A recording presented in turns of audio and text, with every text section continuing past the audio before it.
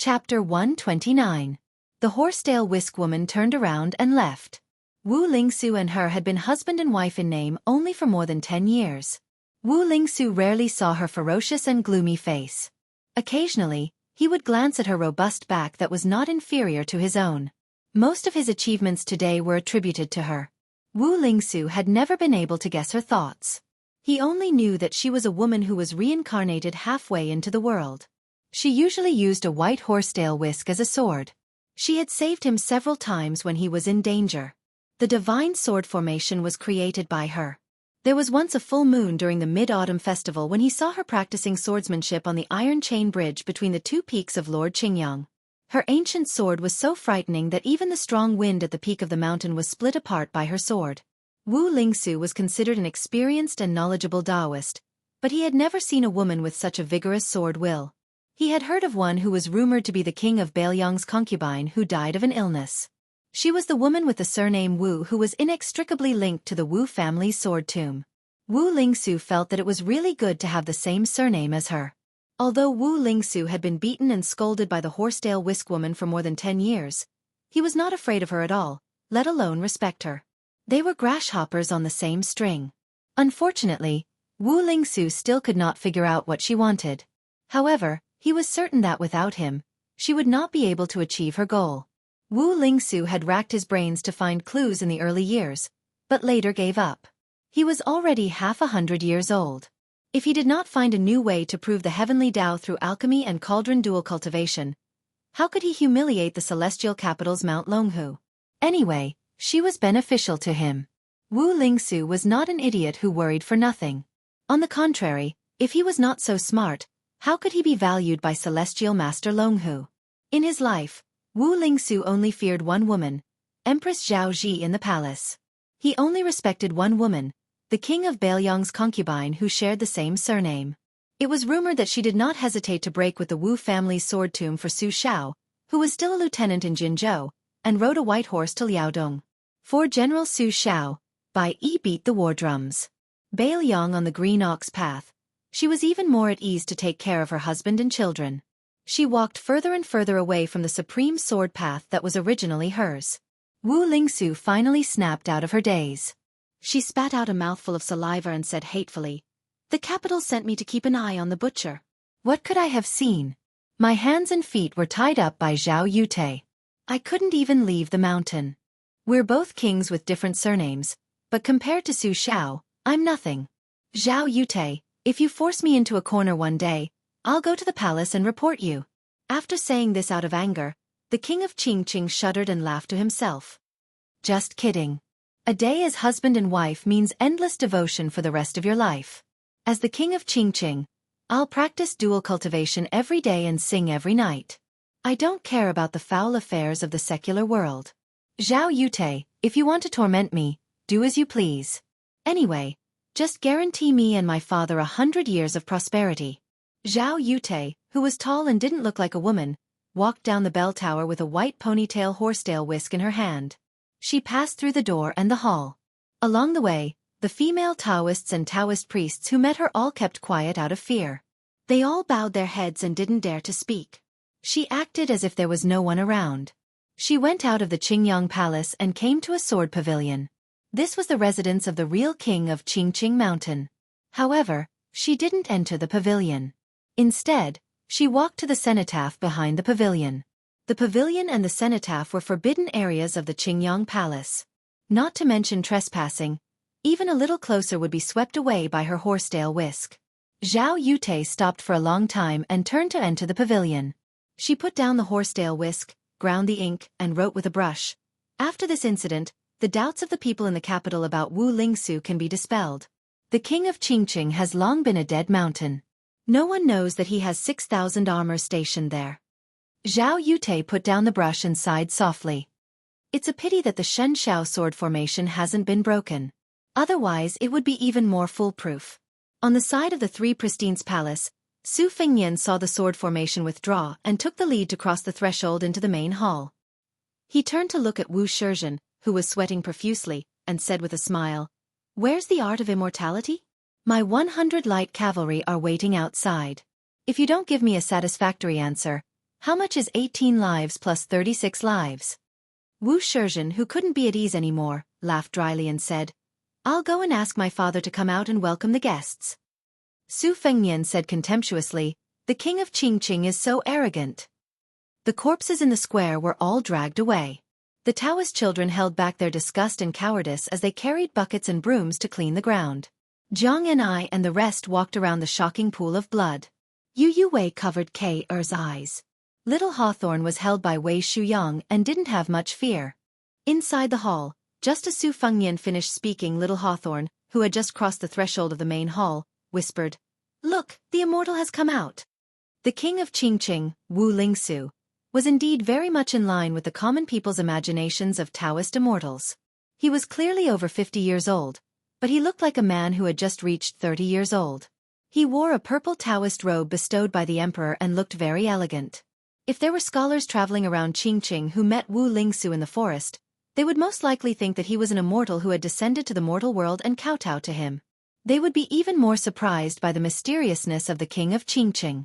In little Hawthorne's eyes, any Taoist priest or Taoist nun in the Qingyang Palace was undoubtedly a great immortal. The king of Qingqing dismissed everyone. Other than Su Fengnian and his group, only Wu Lingsu and Wu Shizhen were left in the main hall. It was enough to show his sincerity. Wu Lingsu bowed slightly and said, I've seen His Royal Highness. Please forgive me for not going out to meet you. Wu Shizhen was stunned. Su Fengnian smiled and said, Did you recognize me, King of Qingqing? Wu Lingsu smiled and said, His Royal Highness is full of vigor and vigor. I could tell at a glance. Su Fengnian took advantage of the situation and said tentatively, Just now there was a quarrel outside the hall. Please don't take it to heart, King of Qingqing. Wu Lingsu was full of energy and said, It's a misunderstanding. Su Fengnian was surprised, but his expression didn't change. He said, Won't I disturb your cultivation if I stay overnight? Wu Lingsu shook his head and said with a smile, Of course not. Your presence brings light to my humble abode. Su Fengnian looked around the main hall and laughed. What a magnificent humble abode. Wu Lingsu laughed and turned to say, Wu Shizhen, greet His Royal Highness. Wu Shizhen bowed deeply and said, Greetings to His Royal Highness. Su Fengnian said sarcastically, I can't afford it. You used the Jade Cloud Sword formation when you bowed at the Crane Pavilion. Now you're doing this again. Are you planning to use the Divine Cloud Sword formation secretly tonight? Wu Shizhen just bowed and didn't stand up. His expression couldn't be seen clearly. Wu Lingsu, the king of Qingqing, quickly came to his son's rescue and said, Your Highness, you're exaggerating. I'll take you to your residence now. The back hall of the Qingyang Palace was an exquisite building in the style of a courtyard in Jiangnan. It was richly ornamented and magnificent. There were countless jade carvings of auspicious beasts and birds. They were so lifelike that little Hawthorne was stunned. It was an eye-opener. Wu Lingsu led Su Fengnian to a Ganoderma garden. There were 4 corridors on the east and west sides of the garden. There was a patio in the garden. Beside the patio, there was a 1,000-year-old cassia tree. Wu Lingsu saw His Royal Highness's satisfied face and said, I'll ask someone to prepare some vegetarian food. Su Fengnian waved his hand and said, Don't bother me after you've delivered the vegetarian meal. As long as you deliver a few decent secret manuals before you go down the mountain tomorrow, I won't hold a grudge against the Qingyang Palace. Jiang and I looked at the king of Qingqing, who was still smiling, and left. He was puzzled and said, Can't this Qingqing mountain immortal attract thunder? Why didn't he strike Su Fengnian to death? The old god of swords smiled and said, Forget about the king of Qingqing, Wu Lingsu. Qi Xuanzhen is more like it. This old man has some friendship with him. It's a pity that this Taoist has already ascended to immortality. Otherwise, this old man would be able to exchange a few blows with him at Mount Longhu. You'll be able to see the scene of thunder rolling and purple clouds coming from the east. Chapter 130. Qi Xuanzhen of Mount Longhu, Immortal Ascension, and Purple Cloud comes from the east. When all these things were put together and heard by Lu Yongshu and the other 2 in the courtyard, it was truly like rolling thunder. Even Wei Shuyang was dumbfounded. This one-armed old man's swordsmanship was superb. He easily broke through the red armor of the talisman general with 2 swords. It was indeed shocking. However, no matter how fierce and domineering his swordsmanship was, He was only a first-grade master in the eyes of the four people. His realm was unattainable. However, as long as he accompanied His Royal Highness in Jianghu, he would always meet a few of these masters. However, in the 100 years of Jianghu, how many people like Qi Xuanzhen had appeared?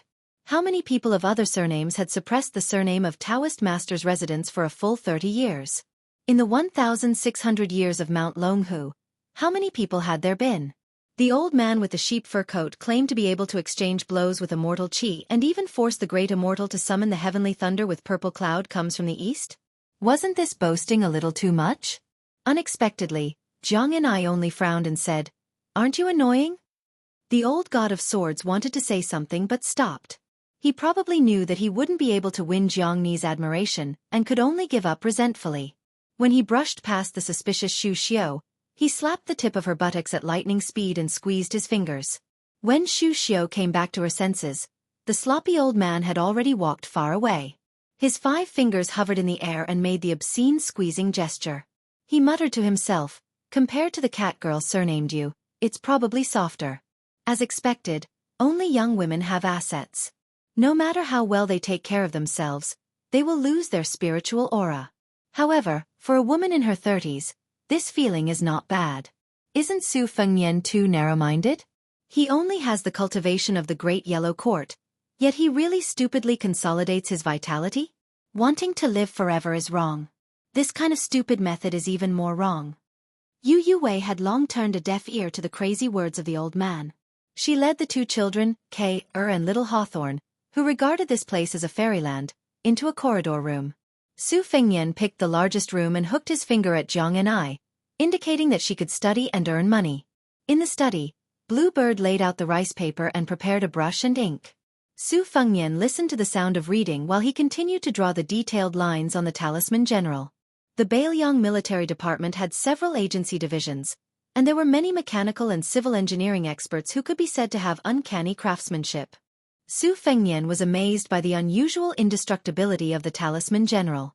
He planned to secretly hand over the broken red armor and the blueprint to the agency division after returning to Bailiang to see if they could make a few puppet dolls. Yang Qingfeng was good at controlling corpses, exorcising ghosts, and summoning gods, and was destined to be useful in this matter in the future. Therefore, among the 3 of them, Yang Qingfeng, who was the most inconspicuous, was the one who couldn't die the most. As for whether Xu Xiu now bore a grudge against His Royal Highness for being heartless, would Su Fengnian, who had always been harsh and cold, care? After hastily eating an exquisite vegetarian meal, Su Fengnian took Bluebird to stroll around the Qingyang Palace. This palace worshipped the ancestor of Taoism, Li Laojun. Naturally, there were also several statues of the heavenly lords of thunder of the divine firmament sect. The greatest treasure in the palace was the precious wooden carving of the Tao Te Ching with 5,000 words. However, Su Fengnian had no interest in it. Even if Wu Lingsu was willing to give it to him, he would find it cumbersome. The Qingyang Palace, which had just risen in the hands of the Prince of Qingqing, was not as profound as the ancestral court of Longhu, Wudong, and could not bring out many good things. Su Fengnian did not see many female Taoist nuns whose eyes lit up. They were probably carefully hidden away by the father and son. After strolling around leisurely, Su Fengnian smiled and said, "Let's go and see that iron chain bridge." After leaving the Qingyang Palace, the closer he got to the cliff of Qingyang Peak, the stronger the wind became. His sleeves fluttered in the wind. Su Fengnian walked with his saber in hand and finally saw the iron chain bridge swaying in the mountain wind. As for whether he could stand still when he stepped on it, Su Fengnian did not want to try at all. The body of the bridge was only made of 9 iron chains as thick as the mouth of a large celadone bowl. Excluding the 4 iron chains on the handrails, there were only 5 ground chains, which looked particularly narrow and dangerous. Each iron chain was connected by more than 1,000 iron rings forged from wrought iron. The iron chains were covered with wooden planks. The abutments were the earth dragon stake and the sleeping dragon nail that fixed the entire iron bridge. According to the historical records of Mount Qingqing, the earth dragon stake weighed 20,000 pounds. At the 2 ends of the iron bridge stood 2 pavilions. The one on Qingyang Peak was called the Guanyin Pavilion, and the other was called the Listening Lantern Pavilion. Su Fengnian walked into the Guanyin Pavilion and said with a smile, "This pavilion is called Guanyin." "Guanyin what?" "The other side is called the Listening Lantern." "What lantern?" Both names are inexplicable. Su Fengnian looked at the opposite peak and said regretfully, "If it doesn't rain, we won't be able to see the scene of thousands of lanterns facing the heavenly court." Alas! Qing Niao smiled and suddenly turned around vigilantly, staring at a tall and sturdy figure that was slowly walking towards her. Such a tall and strong woman was rare. She wore a Taoist robe and held a white-tailed horsetail whisk in her hand. Compared to the Qing king's sanctimonious appearance, this middle-aged female Taoist priest looked ferocious. Her face was covered in scars. Thankfully, she was wearing the Qingyang Palace's Divine Firmament sect Taoist robes. Otherwise, the green bird would have mistaken her for a mountain spirit. Su Fengnian turned his head and glanced at her. His eyes were dull, and he stood up in a daze. Bluebird rarely saw His Royal Highness show such a dazed expression. The most recent time was in the first month of the year when the bad news of Old Huang's death on the city wall of the martial emperor city came. His Royal Highness had just finished his coming-of-age ceremony and was drinking warm wine alone in the attic. Su Fengnian's mind was blank. He looked at the tall Taoist nun with a ferocious and ugly face in front of him. He didn't show the slightest arrogance when facing Prince of Qingqing, nor did he show the ridicule and disdain of a handsome prince meeting an ugly woman in the wild. He was only in a trance. That year, His Royal Highness, who had just been conferred the title of Pillar of the State, was conferred the title of Prince of Qingqing the next day. He had truly reached the pinnacle of being a minister under one person. Therefore that year, the carriage on the Qingniu road was like a dragon. His Royal Highness was only a few years old. He had just learned how to read and write with his mother. The naughty and mischievous princess consort, who liked to wear plain white clothes, seemed to be seriously ill. After recovering from her illness, she took her personal maidservant and her young son to Qingshan and Xiushui to relax and play. That maidservant secretly followed her away from the grave where 200,000 swords were buried. She quietly followed her to the barren and desolate Jinzhou of Liaodong and experienced the fierce battles of the spring and autumn period with the Su family. The maidservant always wore a bronze mask on her face. When she drank water on the mountain, she took off the mask. His Royal Highness accidentally saw her and cried out in fear. After the princess consort, who had never beaten or scolded her son and only knew how to dote on him, went down the mountain, she actually punished the little heir to carry 2 thick books of the saints with both hands and to stand at the foot of a wall. He was not allowed to eat. The maidservant, who had put on the mask again, secretly brought a box of food and went to visit the little heir, who was punished to stand. However, she was kicked by the little fellow, whose hands were numb and full of resentment. This made the princess consort even angrier. The young heir only felt wronged and felt that his mother no longer cared about him. He cried heart-wrenchingly alone. The maidservant knelt silently at the side and accompanied the little fellow, who was facing the wall and reflecting, from crying to hoarse sobs and then to powerless sobs. The ignorant heir's hands had lost feeling, and he did not know where he had done wrong. But his mother said he was not allowed to eat, so he did not eat. Later, he could not even lift a book. He had 1 book on his head and 1 in his mouth. His appearance was so stubborn it made people's hearts ache. Later, he fainted and woke up on the bed. His mother sat at the head of the bed and told the story of the armored maidservant to the heir, who had been a young child at the time. The heir learned that this elder, who did not look like a maidservant, was his aunt's elder. She had grown up with his mother. In order to escape from a terrifying place, his aunt did not hesitate to fight with a great villain. Her face was slowly disfigured by 18 swords. His mother said that when his aunt was young, she had a heroic appearance and countless sword talents loved her wholeheartedly. In these years of fighting, this aunt had been wounded countless times. Even great heroes like Zhao Chongling admired her. Later, the heir personally picked a handful of mulberries and handed them to his aunt. That year, under the Su banner, the armored maidservant knelt on one knee and took a handful of mulberries. That child helped her wipe away the tears at the corner of her eyes and said softly, "Aunt, don't wear the mask. If anyone says you are not pretty, Fengnian will slap their mouths." Right now, Fengnian is still young. Even if he cannot win, when he has the strength, he will fight with them. Here, I picked this. Aunt, don't cry. Eat the mulberries. This year, in the Guanyin Pavilion at the peak of Qingyang Palace, Su Fengnian walked towards the evil middle-aged nun. He reached out to wipe away her tears. He could not wipe them clean, so he kept wiping. He sobbed and said gently, "Aunt is pretty. Aunt, don't cry." Chapter 131. There is only one chapter today. Those who belittle their enemies are merciless, those who belittle righteousness are merciless, and those who belittle filial piety are the most heartless. What kind of person was His Royal Highness? Countless courtesans in Baelyong said that he was affectionate and recognized the appearance of gold and jade. Scholars unanimously said that he was unrighteous and concluded that there was something rotten inside. Su Fengnian had long stopped paying attention to these gossip. At this time, he just accompanied Zhao Yute, who was no longer covered in armor, into the Guanyin Pavilion and sat down. For some reason, after becoming the crowned Taoist nun of Mount Qingqing, she was even more burly than Su Fengnian. The two of them sat side by side. It was a bit funny, like His Royal Highness was a little bird. Su Fengnian could not hide his joy as he looked at Aunt Zhao. The armored maid, Zhao Yute, was a young swordsman servant of the Wu family's sword tomb. A swordsman servant was a person who was selected at a young age to have a different surname. They grew up with their masters and were carefully cultivated. They were silent characters who fed and nurtured their master's swords until the end of their lives. Each of them had outstanding attainments in swordsmanship since they were young. There were even powerful swordsman servants whose swordsmanship surpassed that of their masters before the age of 20. After their masters reached adulthood, a swordsman servant was only responsible for sharpening the heart of the sword and swordsmanship. They were not required to die for their masters. This was even strictly forbidden by the Wu family's sword tomb, because they were afraid that the swordsmen of the Wu family would have nothing to fear. Wu Luding went south in a green robe with a sword. It was destined that a shadow swordsman servant would secretly follow him. Every young swordsman of the Wu family left the mountain to practice swordsmanship. They were all outstanding geniuses. Once they left the sword tomb, there were only two possibilities. One was to become the #1 swordsman and return to the sword tomb with glory. The other was to die on the path of cultivation and not be buried in the sword tomb. They were not even qualified to take their swords back to the family. Su Fengnian asked softly, "Aunt, why are you in Mount Qingqing?"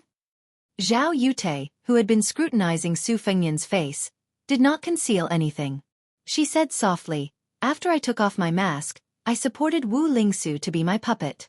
The Grand General needed Mount Qingqing to become an empty city on a dead mountain. No less than 6,000 armored soldiers were secretly stationed there to guard against future troubles.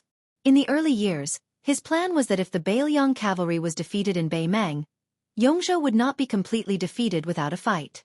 Otherwise, it would be as difficult as ascending to the heavens to take back the natural stronghold. There were also some who were worried about being stabbed in the back by Gu Jiantang while the war was raging on the border. However, in recent years, the Grand General's armored vanguard had fought Beimeng alone and did not lose at all. In addition, he was able to strategize in the imperial court thousands of miles away. He was not crushed by the title of being too powerful to intimidate the emperor. It could be said that he had gained a firm foothold in Baelyong. The matter of secretly stationing troops in Mount Qingqing slowed down a bit. Deploying troops under the eyes of Yongzhou and the imperial court was not a small matter. I have been making wild guesses over the years. If the Grand General still has other arrangements in the eastern Jianghe, then he is preparing for the worst. No matter how Baelyong's 300,000 cavalry collapses, these 6,000 armored soldiers can ensure Baelyong's entry into the western regions. The dynasty will no longer be able to restrain His Royal Highness. At the very least, the Su family will not end up in desolation. Su Fengnian sighed. Su Xiao has such a big plan. When I entered Mount Qingqing this time, I made a detailed map. I just feel that this place is the strategic center of Yongzhou. It is a pity that there are no soldiers guarding this place. Hearing his aunt's words, with Su Xiao's temperament, there was a high chance that the sword pavilion had been bribed by him and had planted a death trap. However, I think that the imperial court may have many hidden pawns. It will depend on who strikes first, and who has more tricks. In these years, Li Yishan has replaced Zhao Chongling and Uncle Zhao as Su Zhao's strategist. There seems to be 10 rounds of listening to the tide. I don't know how many rounds it has been.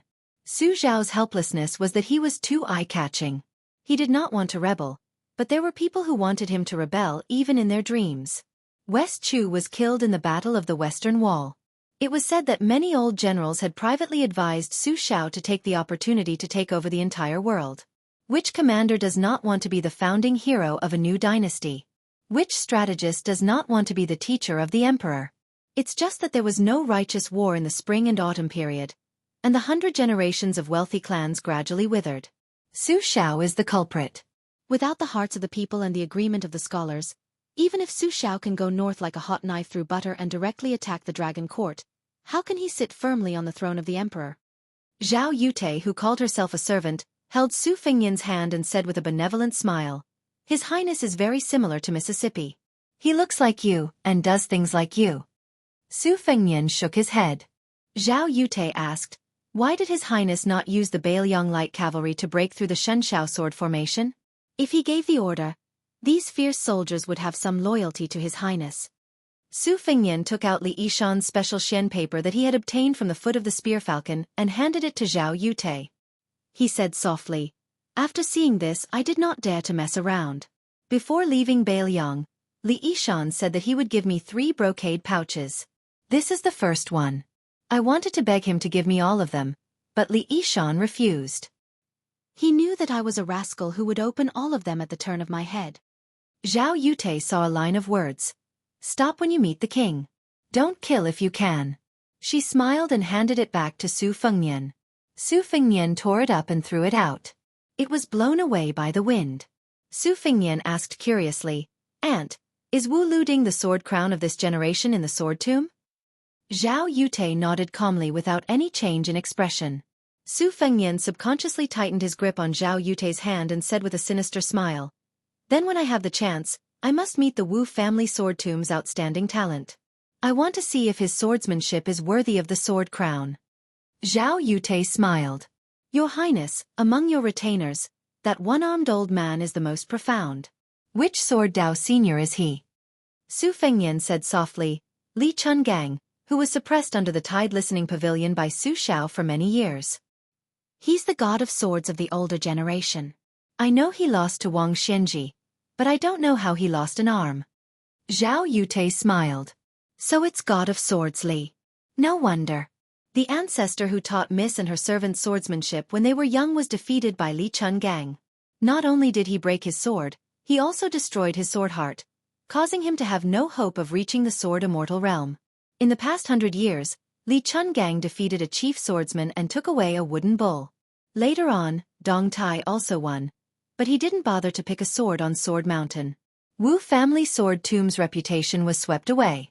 Sword crown Wu Luding will definitely fight with the current god of swords, Dong Tai. According to a few secret letters, Wu Luding has just entered the Finger Profound realm and is still some distance away from the Celestial Phenomenon realm. However, the most outstanding swordsmen of each generation of the Wu family never advance step by step. They all stop at 1,000 days and then advance at a tremendous pace. No swordsman in the world has as solid a foundation as the Wu family. Miss was like this in the past. With a sword in hand, she was only a rank 1 mortal before she left the tomb. She had a life and death battle with the previous chief swordsman, but she skipped the 2 major realms of Vajra and Finger Profound and reached the Celestial Phenomenon realm. Su Fengnian looked at the empty valley on the cliff and muttered, "Aunt, I'm much more stupid." Zhao Yute shook her head gently. "Generally speaking, if you can't enter the Vajra realm by the age of 30, you won't be able to reach the Finger Profound in your lifetime. However, Jian Zhehuang stopped being a blacksmith at the age of 30. Who dares to say he's not an expert? Your Highness, you have countless secret manuals that you can browse through. I have a suggestion. You can consider being the first to strike 50 times and be unparalleled in the world. You don't have to learn from those experts who can defeat the enemy with a snap of their fingers, and you don't have to be like Chao Guanzi, who became better at fighting as the battle progressed. Your Highness' memory is unparalleled, so it's not difficult for you to read a lot of books. You just have to pick out 1 or 2 of the most quintessential moves from each of the hundreds and thousands of secret manuals. It's as if your Highness' cultivation in the Great Yellow Court can gradually be used for your own use. You can mix and blend the essence of your ancestors into your own body. Then you can go against the enemy.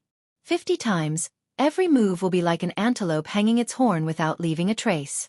Su Fengnian was stunned for a moment and muttered, "It seems feasible." Zhao Yute smiled but didn't say anything. Su Fengnian was instantly high-spirited, and the purple aura between his eyebrows was indifferent. The 2 of them sat in silence after reuniting. Su Fengnian said slowly after a long time, "I wonder how Su Zhao's journey to the capital went?" Zhao Yute said in a low voice, "A sleeping tiger doesn't open its eyes. When it opens its eyes it kills." Chapter 132. Qingqing King and his son, Wu Shizhen, sat opposite each other in the private courtyard of Qingyang Palace. Wu Lingsu's martial arts cultivation was average, but her immortal aura was comparable to that of a celestial master of Mount Longhu. She held the lid of the celadone cup with 2 fingers and gently spread the tea fragrance. Wu Shizhen was not in the mood to drink tea. Wu Lingsu took a sip of tea and said with a smile, "Do you hate His Royal Highness who is more arrogant than you?" Wu Shizhen gritted his teeth and said, "I only hate that I don't have power. I don't hate Su Fengnian. On the contrary, I admire the son of the king of Bailiang. How is he an unscrupulous playboy? He's clearly an expert at pretending to be weak. The 3 provinces of Liang, Yong, and Quan have been deceived by his act with Butcher." Wu Lingsu nodded and said, "Just you and I know about this. Don't tell anyone. Those who can see this clearly have already seen it. We don't need to remind them. Those who can't see it clearly are outsiders who can't speak. If you say it, you'll only be treated as a joke. Since we're weaker than others, we have to have the patience to lower our heads. This is not cowardice, but being sensible.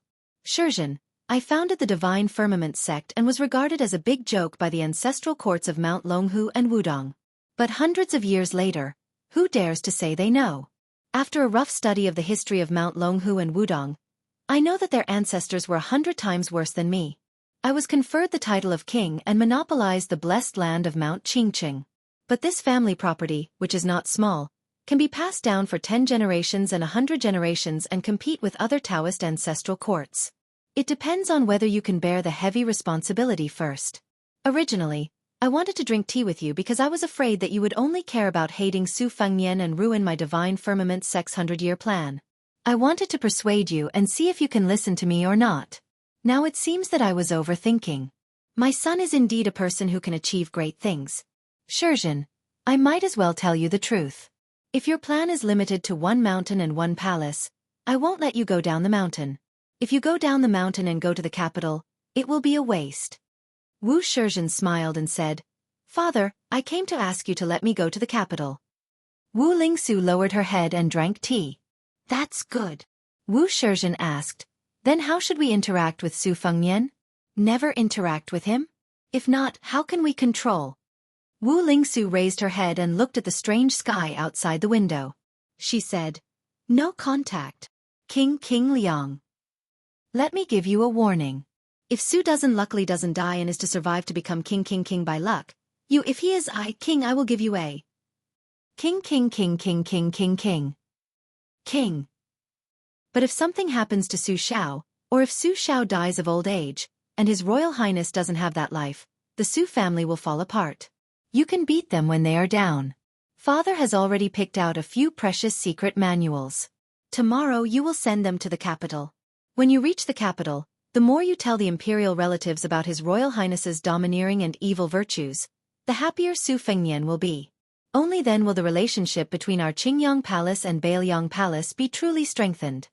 Do you really think that those literati in the imperial court, who use all their strength to curse the pillar state, are all loyal officials who are enemies with the king of Bailiang?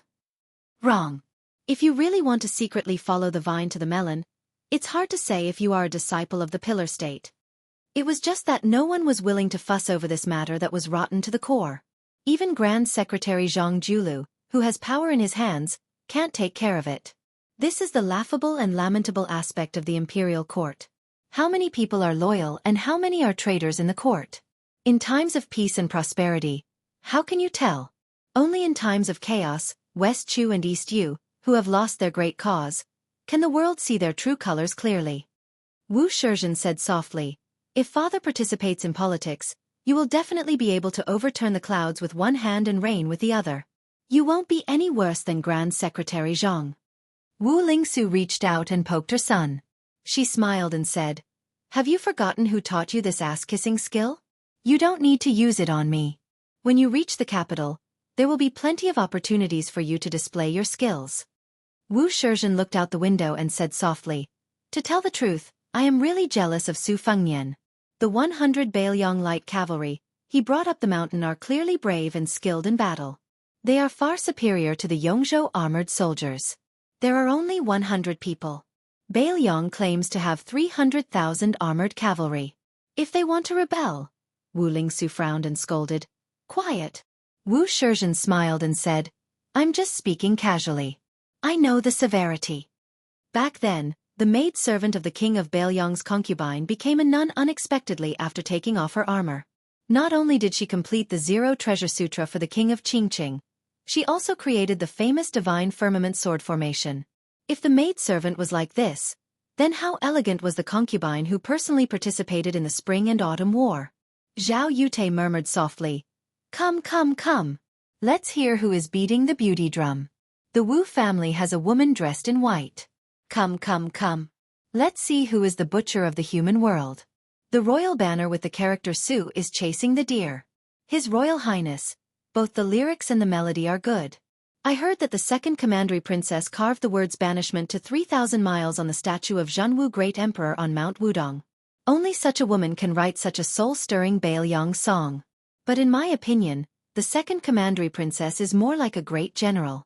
Your Highness is more like Mississippi. If you don't learn the knife but the sword, it would be even better. I have guarded the tomb on the mountain for more than 10 years, waiting for this day. I have been guarding the great Liang dragon sparrow, but I am not satisfied. Your Highness, when you go down the mountain tomorrow, why don't you take the sword that Miss used to make the heroes of the world bow their heads? Here, the great Liang dragon sparrow is buried. Miss told me that if your Highness meets a good woman who happens to learn the sword in the future, you can take it as a betrothal gift. It's a pity that Miss can't give it to you personally. Su Fengnian said softly. Okay. I will take the great Liang dragon sparrow. Aunt, Fengnian can't guarantee that I will meet a woman like mother. Maybe I won't be able to give it away for the rest of my life. Zhao Yute reached out and touched His Royal Highness' chin. The young master who looked like a carved jade now had a prickly beard. Her expression was sincere and kind. There was no trace of the wild and unruly attitude she had when she was facing Wu Lingsu and Wu Shizhen. She looked at Su Fengnian in a daze, as if she was looking at a close junior. The child had finally grown up and made a name for himself. The elder's eyes were naturally filled with pride and gratification. Zhao Yute said slowly, Heartless people seem to be heartless, but they are the most affectionate. Any woman who can be liked by your Highness is a great blessing. Your Highness is exactly the same as the general in this regard. I only hope that your Highness can meet that woman earlier and settle down quickly so that you can help each other in times of need. Don't forget each other in the martial world. Miss said that the martial Tao and the heavenly Tao are all about love. If people are heartless, how can there be a great Tao? They can't escape from drawing the moon with a bamboo basket. That's why there's a saying in Taoism that when a person attains the Tao, even his chickens and dogs will ascend to heaven. Your Highness, compared to your cleavage, I'm more fond of your Highness' nostalgia for nameless soldiers like Old Meng and Little Hawthorne. Su Fengnian sighed, but these can't win the hearts of Baelyong soldiers. Zhao Yute's depression that had accumulated for more than 10 years was swept away. For the first time, she joked, when your Highness goes to Baelyong's border and personally goes to war with the general, everything will naturally fall into place. I heard that the second commandery princess dislikes you practicing the saber. Your Highness, you must hold on and not change your mind. A good man can't personally lead an army to kill people. It's ridiculous. My greatest hope in this life is to wait for your Highness to lead an army of millions and immediately go to Baelyong to flatten that dynasty. Su Fengnian made a face and looked troubled. Auntie, flatten a dynasty is too technical. Besides, if we succeed, no one will be willing to reward us. Maybe His Majesty will be more concerned about when our Su family's bloodline will be cut off. Inadvertently mentioning this, Zhao Yute's face was gloomy and ruthless, but her tone was calm, revealing an austere sharpness that matched her swordsmanship. With red eyes, she said bleakly, when the world was just settled, Miss was pregnant with your Highness for 6 months. When the old emperor heard that Miss had a chance to have a child, he couldn't wait to get rid of her. In that battle, Miss went to the imperial palace alone without the general's knowledge. She faced 3 Finger Xian realm practitioners and 1 celestial realm practitioner. Although Miss succeeded and retreated, she was left with an incurable illness. After a few years of peace in Baelyong, Su Fengnian stared blankly at the listening lantern pavilion opposite him. For no reason, there was a torrential rain on the mountain peak. After the storm, clouds and mist lingered, and thousands of lanterns were lit. In the pavilion, Su Fengnian, Zhao Yute, and Blue Bird, who had been standing outside the pavilion, seemed to be in a fairyland. The roars of wild beasts could be heard from Mount Qingqing, reverberating incessantly. Su Fengnian asked in surprise, "Aunt, what is this?" Zhao Yute smiled and said, "There is a strange beast in Mount Qingqing that has lived for hundreds of years. It is called Tiger Kuei. When it is young, it has 1 horn and 4 legs. When it is adult, it has 2 horns and 6 legs. Its body is covered in black scales, and once it is angry, its whole body will turn red." This adult female Tiger Kuei was originally only dormant in the remote mountains, but when she was pregnant with a young Tiger Kuei, her appetite soared. In the past 2 years, she has been close to Qingyang Peak. I once took my sword to see her true appearance. Tiger Kuei is fierce and unparalleled, especially when she is pregnant. My Qingyang sword was bitten off by her. I can't do anything to her, and she can't do anything to me. After several confrontations, there was no result. Later, I let her wander around Qingyang Peak looking for food. According to ancient records, it takes 3 years for a strange Tiger Kuei to be pregnant, and the birth should be in the near future. Zhao Yute listened to the continuous roars and asked in confusion, "Tiger Kuei seems to have met a well-matched opponent. Is there anyone or beast in Mount Qingqing who can fight with her?" Su Fengnian was confused. That night, after Su Fengnian returned to his room, he still heard 2 different kinds of roars. It was not until late at night that the roars faded away. The next day, Su Fengnian went down the mountain, holding a red lacquer sword case in his hand. Inside the case was the great Liang dragon sparrow. Wu Lingsu, the prince of Qingqing, personally saw him off to the crane pavilion. Wu Shizhen respectfully presented 3 secret manuals with both hands.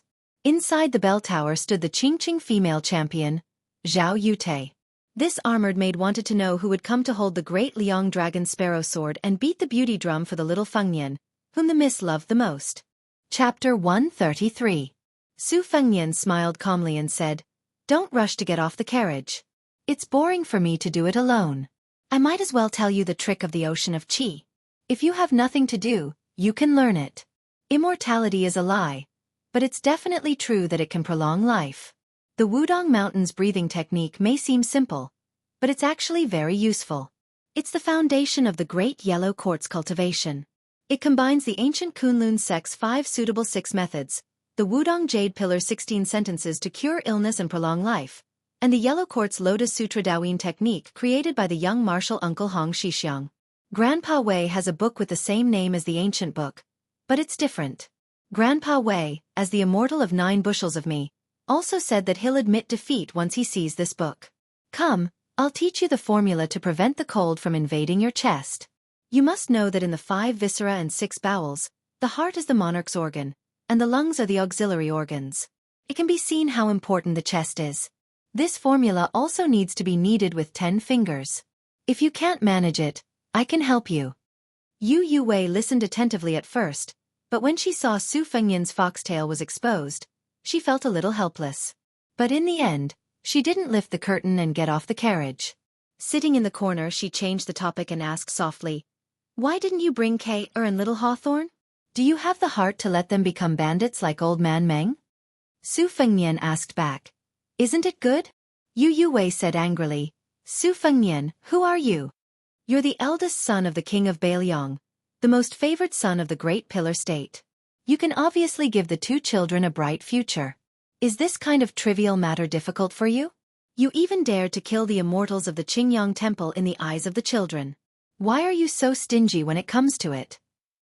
Su Fengnian sat with his hand on his saber, his finger gently flicking the embroidered winter saber's scabbard. He didn't say anything, as if he felt that Yu Wei was unreasonable and didn't even bother to explain. Yu Wei's face turned red, and her eyes were filled with sorrow. Su Fengnian asked again, "Do you think it's lucky that I brought these 2 children down the mountain, and they're better off than the children of wealthy merchants? If he didn't want to be a thief who had to worry about rice and salt all day long, at least his life wouldn't be in danger. Then what should he do? Raising eagles and fighting dogs all day long, or doing some small business like me, and then being targeted by the enemies of Bailiang Palace, who knows when they will suddenly die? Yu Wei, do you know what annoys me the most about you fellows from landowning households? It's precisely because you think you're infallible and worry about the country and the people. You all have a scholarly air about you. You seem to be pressing forward courageously and have a clear conscience. But have you ever asked the people what they need? Was Su Xiao the one who started the Spring and Autumn War? The Shangyin Academy scholars and scholars all felt that they cared about the world and wanted to uphold the orthodoxy of the emperor. They used the country as a chess piece. In the end, millions of people died, millions of armored soldiers died, and the common people were several times more. But how many people from Shangyin Academy died? Even if you heard that some scholars and loyal ministers jumped off the cliff to show their sincerity, and their names were left in the history books, and their names will be passed down through the ages. But for insignificant common people like old Meng, who would remember their life and death? Your father, the scholar of Jixia of Shangyin Academy, wrote a lament poem in grief and indignation, saying that the flag on the great Phoenix City was lowered, and that there was no one in the country who was a man. In my opinion, what Spring and Autumn Morning poem champion? It's just a bunch of bullshit. Everything is fake. The royal family of each country should be wiped out, but the common people who can't hear are the real mourning poems. You and your father were taken hostage by the refugees. You must have heard it, right? Do you remember? My second sister wrote a song about Bailiang. How is it praising Su Xiao's bravery and skill in battle? The poor Bailiang has millions of households. How many people are wrapped in iron clothes and withered bones? She is cursing Su Xiao. Just tell me, how many emperors, kings, generals and ministers are there? Is she imitating your father's group of scholars, singing praises? Yu Wei, do you know why I don't want to kill you? I want you to open your eyes wide and watch. Not only I want to take you to see Jianghu, I want to show you what real life is. Later on I want to take you to Bailiang's border to see the iron armor, to hear the iron hooves, to let you know what real war is. Su Fengnian paused for a moment, and then with a tranquil laugh he said, Of course I don't want to kill you, but I still want to bully you. Yu Wei was silent. Su Fengnian continued his breathing. This Heart Sutra taught by Wudong was different from the guidance of the ancients. After Wei Shuyang's research, there were many modifications. The hearts who was changed to Hu, the livers who was changed to Hu, the spleens who was changed to Hu, and the gallbladders he was changed to He. It was of great benefit to the practitioner. When ordinary martial artists practice boxing, they shouted loudly not simply to strengthen their momentum, but to coordinate with the guidance of the Qi movement of the Heart Sutra, to burst out in an instant. However, most of them did not understand the main points, they could not achieve a balanced and long movement, and their breathing was in accordance with the way of heaven. When Su Fengnian and the white-haired old man went to Wudong together, they rode an ox and swayed in the strong wind at the top of the mountain, but they did not fall. The young Shirshu's appearance looked funny, but in the swaying, it was actually wonderful. No one outside Wudong believed that this young Taoist could carry the tripod for the black tortoise. But Su Fengnian gradually believed that the ox rider might really be a once-in-a-century Taoist immortal like Qi Xianzhu. However, no matter how immortal he was, it was useless if he did not leave the mountain. The prosperity of Mount Longhu in the past few decades was because of the Taoist master who prolonged the old emperor's life, and not because of Qi Xianzhu, who was very powerful. At noon, they ate some wild game at the foot of Chaoyang Peak. Yu Wei did not get off the carriage. Su Fengnian did not expect this little kitten from West Chu to be tamed by some nonsense. The hatred of family and the hatred of the country accumulated together, and the two people who walked different paths could not make plans together. How could they be resolved with just a few words from Su Fengnian? Moreover, he did not want Yu Wei to be a submissive concubine. Without her wild aura, it would not be fun. Su Fengnian was just about to go to Jiang Ni's carriage to listen to the book when he heard a thunderous roar from the mountain forest overhead. It sounded like the roar of a wild giant beast before its death, and it shook everyone until their scalps went numb. Su Fengnian instructed the three people, Lu Qiantang and Yang Qingfeng, follow me up the mountain. Xu Xiu, you go call Ningame. Remember to follow us. This strange beast that has been the king of Mount Qingqing for 200 to 300 years is not easy to deal with. Su Fengnian swept into the mountain forest, his figure as agile as a mountain rabbit. Every time the tip of his foot touched the ground lightly, he could leap several feet without using any force. Behind him, Lu Qiantang and Yang Qingfeng looked at each other in shock. This was not a feat that an ordinary martial artist could achieve. When Xu Xiu and Ningame saw His Royal Highness, they saw a strange scene. The ancient trees in the mountain forest were all broken, and the ground was covered in blood. Under His Royal Highness' feet was a huge beast that they had never seen before. It was already dead, its skin turned from red to black, and its abdomen was cut open. His Royal Highness, covered in blood, lowered his head to look at the two young beasts that had just been reincarnated and opened their eyes. He held one in each hand and said with a smile, "One of you will be called Vajra and the other Bodhisattva." Chapter 134. When Su Fengnian rushed to the place where the adult female Kuei was buried, he saw the miserable scene of the Qing beast dying. Including its tail, it was 2 zhang long, and its weight was estimated to be at least 500 jin. The body of this invincible behemoth in the forest was actually covered with scars. The ground was covered with broken scales, and 2 of its 6 legs had been cut off by sharp weapons. It could be seen how tragic the previous battle was. Su Fengnian saw that its body was fatally injured, but its eyes were not closed, and was puzzled for a moment. Yang Qingfeng was an expert in beast taming. Ignoring the rules, he rushed forward and knelt in front of Hu Kuei, stroking the beast's abdomen with both hands. Only then did Su Fengnian notice the abdomen of the dying Hu Kuei. Yang Qingfeng explained with a shocked face that there was a cub in its abdomen that was about to be born. Su Fengnian did not say anything and handed the short knife Spring Thunder to Yang Qingfeng, using the Spring Thunder blade to slide open the huge beast's abdomen that was as hard as iron. The female Kuei, who only had a few breaths of life left, still turned its head with difficulty and looked at its abdomen, as if it wanted to see the birth of the child with its own eyes. Yang Qingfeng fished out 2 small beasts from the bloody hole, 1 male and 1 female. First female, then male, that was the brother and sister. Su Fengnian squatted on the ground and took the 2 small scarlet cubs. He moved and carried them in front of the strange beast, as if to let it see with its own eyes that the child was alive. The adult female Kuei, whose breath was gradually weakening, finally slowly closed its eyes. The sweaty Yang Qingfeng's hands were stained with the female Kuei's blood. He said with incomparable excitement, "When they open their eyes, the cub will recognize whoever it is as its parent. The opportunity is fleeting. Your Highness must not be careless. When they will open their eyes, I dare not say. Your Highness, please wait until they open their eyes for the first time before letting go. This kind of once-in-a-lifetime opportunity is really hard to buy with money. If I didn't guess wrong, the strange beast's name is Hu Kuei. Usually, it is a male Kuei that lives in the underworld. Every 500 years, it breaks out of the ground and is born with a female tiger. Although there are male and female Kuei in history, they are often unable to give birth. When they meet water, they are like dragons. This Hu Kuei is strange. His Royal Highness has the mandate of heaven." The pair of tiger cubs began to struggle and wrestle. The scales that were brought out of their mother's abdomen cut Su Fengnian's hands. Yang Qingfeng looked nervous, reminding him that this was the sign of the cubs opening their eyes. But at the crucial moment, Su Fengnian was holding the cub. The cub BBB. Of the cub BB. And cub. And cub. Of. S. Cub.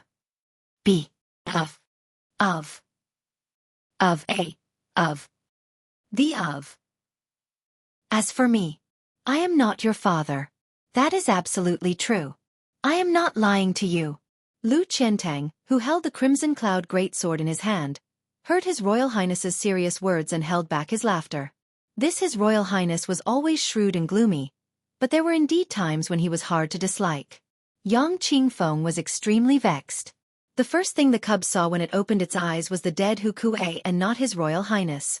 This kind of rare mandate of heaven that made the cub obedient was only a hair's breadth away from the imperial robes of the various dynasties.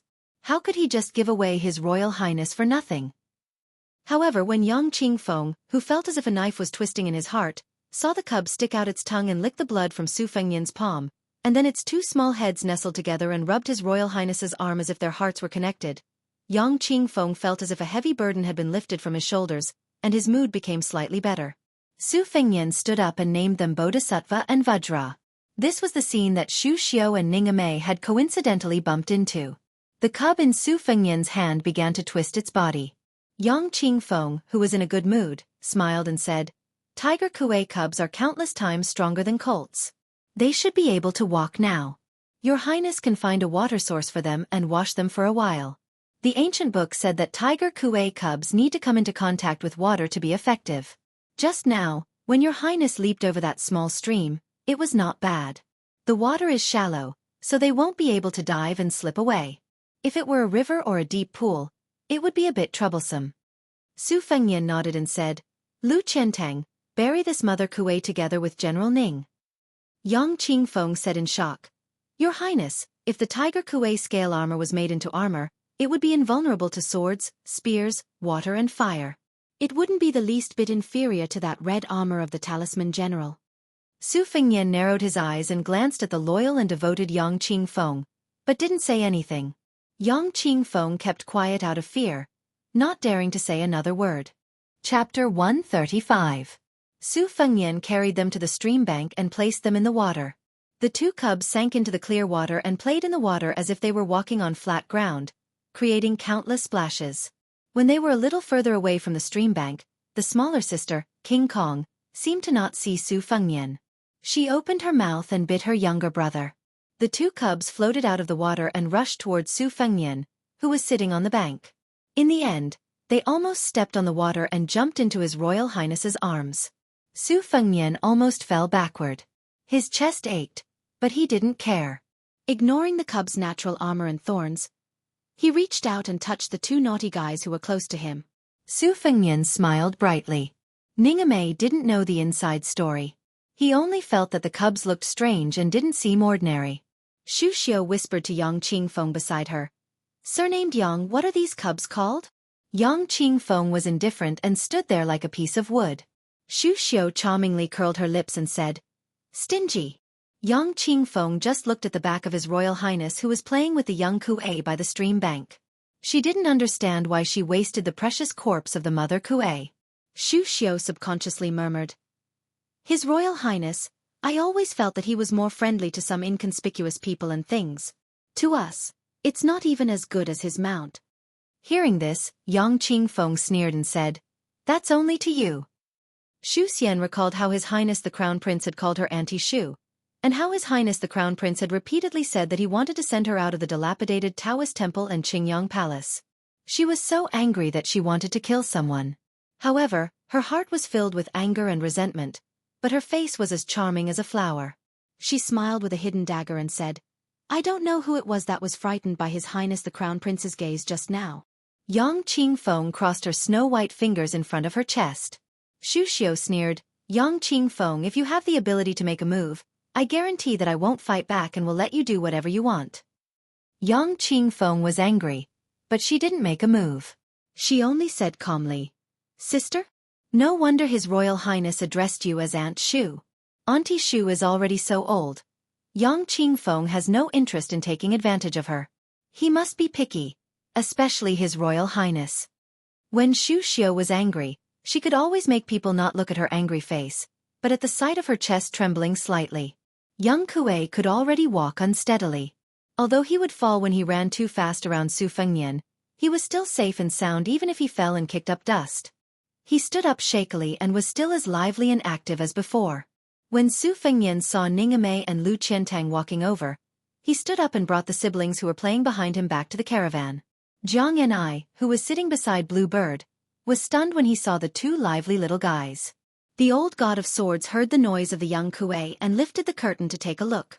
He said in surprise, The spiritual energy is so rich that it can be compared to the black tiger who listened to Qi Xuanzhen's lectures for more than 10 years. Su Fengnian carried the young Kuei by the neck and entered the carriage. He didn't see Yu Wei. She probably didn't want to see him, so she ran to Jiang Ni and Old Man Li to sulk. Su Fengnian took off the embroidered winter and spring thunderblades and sat down cross-legged. The two young Kuei used their small heads to nudge his calves. Su Fengnian patted them twice. When they raised their heads in puzzlement, Su Fengnian pointed at the two little guys and smiled. You are called Bodhisattva, you are the elder sister. You are called Jin Gang. You are the younger brother. Let me explain again. My name is Su Fengnian. I am not your father. All right, I am going to practice the De Huang Ting. Don't make trouble, otherwise I will hang you up and beat you. It was strange to say that the young Kuei who was making a fuss quieted down after Su Fengnian sat down to practice. It curled up at Su Fengnian's feet and didn't move. If the male Kuei who was born later than it could only be the younger brother moved, it would be bitten by its sister who was actually smaller than it in size. It didn't dare to fight back. It was taboo to be distracted during practice. But for some reason, Su Fengnian thought of this pair of siblings and the young Kuei so much that the corners of his mouth curled up. He couldn't concentrate on his breathing, but the flow of qi in his body was smoother than usual.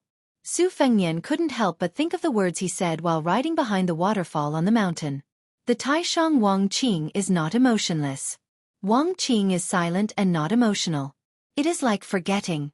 If you remember, it is true love. As the saying goes, the speaker cares. If he is pleased and forgets to say something, the Tao is not the Tao. If you know by chance and want to say something but stop, then you know it. Su Fengnian opened his eyes and scolded with a smile. What Xian Kong Dao? You always like to speak ambiguously and inexplicably. Bull Rider, if you are really the Zhenwu Great Emperor, go down to Wudong if you have the ability. If this is too difficult for you, then get lost to Jiangnan. Su Fengnian stopped smiling and muttered to himself, is it harder to meet a woman than to become the number one in the world with 2 Daos on his shoulders? The 2 ancestral courts faced each other. 600 years ago, the dragon and tiger were prosperous. Wudong Mountain was almost wiped out and most of the Taoists fled down the mountain. 300 years ago, Wudong suppressed the dragon and tiger. The dragon and tiger lowered their heads to the lowest point. In the past 100 years, the dynasty had raised the dragon and tiger again and again. Wudong was worse with each generation. Even Wang Zhongluo and the previous sect masters had never entered the capital to meet the emperor. The next 100 years? Very few people really thought that the black tortoise would rise for 500 years. In this battle between the north and the south that had been secretly fighting for a whole 1,000 years, who would emerge victorious? Or would it be the little celestial master surnamed Qi, who was known to have the best comprehension ability and the best progress in martial arts on Mount Longhu, who had a chance to stand shoulder to shoulder with Qi Xuanjun in terms of cultivation? Su Fengnian really did not understand Hong Shixiang's Tao. Compared to winning against the Dragon and Tiger Mountain where the 4 great divine masters ruled and produced generations of talents, wasn't it easier to go down the mountain to Jiangnan? Su Fengnian lowered his head and said bitterly, I won't know your Tao in this lifetime. If you don't say it, if you don't do it, how would my big sister know? You just hide on Wudong Mountain and ride a bull. You know my ass. Chapter 136. Wudong Mountain's headmaster, Wang Zhongluo, passed away at Little Lotus Peak. As this news spread from Bailiang to the east, west and west, the world's Taoist sects were in an uproar. Didn't they say that they could break the Kanglin with one finger? Didn't they say that they had just cultivated the Great Yellow Court? How could they say that they had ascended to immortality? It should be known that this ascension to immortality was not like Mount Longhu's Tao, but death. They died of illness and old age like ordinary people, and Wudong Mountain did not hide this at all. At the same time, when the world learned of Wang Zhongluo's death, the headmaster of Wudong Mountain was not Chen Yao, who was second only to Wang Zhongluo, nor was it the oldest standing master Song Jiming, nor was it the mute Wang Xiaoping with outstanding swordsmanship. Instead, it was the young Wudong martial granduncle, Hong Shixiang, who was not even 30 years old. Who was Hong Shixiang? Even many Bailiang pilgrims did not know his name. At most, they only knew that this junior brother, who was highly regarded by Wang Zhongluo, did not have much ambition. He only did trivial things like riding a bull to relieve boredom, studying the meaning of the classics, and building a furnace to refine pills. Occasionally, scholars and literary heroes would climb the mountain to write poems, or high-ranking officials and dignitaries would climb the mountain to burn incense, but they did not see the figure of this young Taoist. On the tortoise camel tablet on Little Lotus Peak, a young and elegant Taoist who grew up on this peak had changed his attire. He wore white socks and a red sandalwood Taoist hairpin with a taiji pattern engraved at the end. The wide and long-sleeved Taoist robe on his body was exceptionally new and noble. There were 2 sword-shaped long belts sewn at the buttons of the Taoist robe. This was a unique decoration of Wudong. 600 years ago, the great Taoist master Lu Dongxian rode a crane to Wudong and used the great way of the sword to create the 2 Taoist robes of Wudong, which symbolized cutting off worries and severing the mortal roots. For Wudong, after Lu Dongxian, who was number 1 in the way of the sword and the way of the heavens, ascended, each generation began to deteriorate. Especially in the last 100 years, there was no longer the majestic atmosphere of the ancestral court. The young Taoist gently leaped onto the tortoise camel tablet and looked at the stairs of the divine path shrouded in clouds. When he was young, he was thin and sallow, and his legs were weak. Wudong was full of snow and the stone steps were piled with thick snow. The Taoist priests did not have time to sweep the snow, so he was carried by his old master.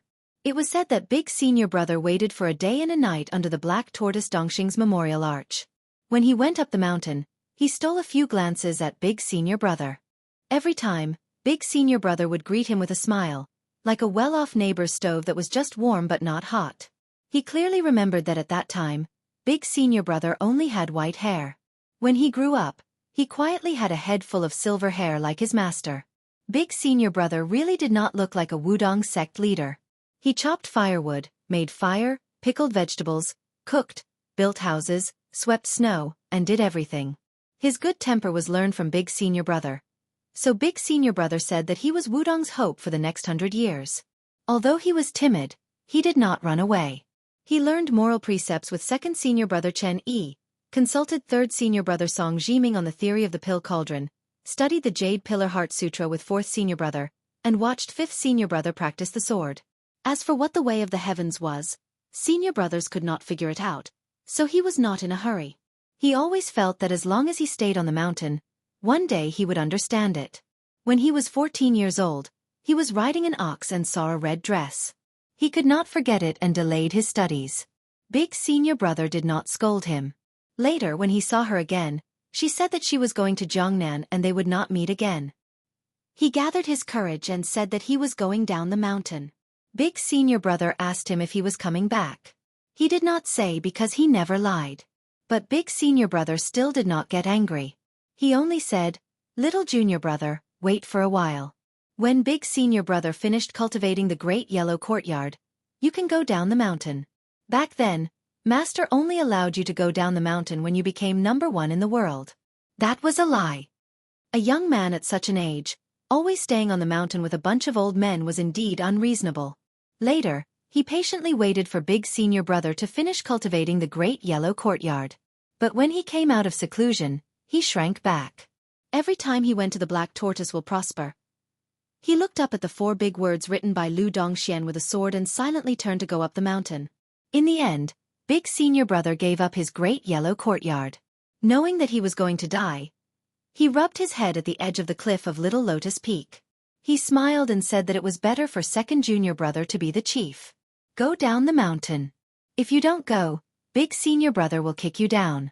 What Black Tortoise will prosper? Let nature take its course. Big Senior Brother only understood one thing when he was about to die. The sky is not high, but the human heart is higher than the sky. The Tao is not high, but the human heart is higher than the Tao. Cultivation is nothing more than cultivation of the heart. Second Senior Brother Chen Yao had unknowingly arrived at the peak. He laughed softly and said, "Chief, if you read the forbidden book in the future, you should do it openly." Standing on the tortoise camel tablet, the new Wudong chief turned around and squatted down. He asked with a bitter face, "Second Senior Brother, Big Senior Brother originally wanted you to be the chief. Are you angry with me?" The old Taoist Chen Yao laughed and said, "You want me to be the chief of Wudong? Big Senior Brother can think of that. It's obvious that you can't beat the 4 celestial masters of Mount Longhu in a fight, and you can't beat that Mr. White Lotus in a quarrel. Isn't this a disgrace to Wudong? Don't talk about me. Go ask Song Jiming and Yu Xingrui, who would be willing to be the chief. If you say this to 5th Junior Brother, let's see if your little Senior Brother Wong won't chop you with his sword." Squatting on the tablet, Little Junior Brother rubbed his cheeks and sighed. "Second Senior Brother, I don't think I'm very good at fighting." Chen Yao, who had always been serious, joked, "Master said that the 5 of us together can't compare to you. Besides, our Wudong doesn't want to fight with others. Whether it's the imperial tutor or the feather-clothed minister, Wudong has never been interested in this since we established the ancestral court. For 1,000 years, Mount Longhu has been racking their brains to go to the capital, but we have refused to go to the capital every time. Ancestor Lu Dongxian has long made it clear that the place with the most vulgar yin qi in the world is the imperial palace, and we can't go there. Although the incense on the mountain is pitiful now, no one will starve to death. The mountains are clear and the water is beautiful, and everyone is blind. When those little Taoists see you, Marshal Granduncle, some even have to call you Great Marshal Granduncle, but when are they afraid of you? They just respect you. Who wouldn't be willing to help you herd cows? This can't be seen on Mount Longhu. The Celestial Master Residence is the Celestial Master Residence, and Mount Longhu is Mount Longhu. They are clearly separated, and they are not as harmonious as our Wudong mountain. Eldest senior brother said in private that the principle at the foot of the mountain is that amiability breeds wealth. On the mountain, amiability breeds Tao. I think eldest senior brother's cultivation is high, but he can't beat me in reasoning since we were young. But I think this sentence is reasonable. The young chief said worriedly, I wonder how little senior brother Wang's Tao of the sword is going?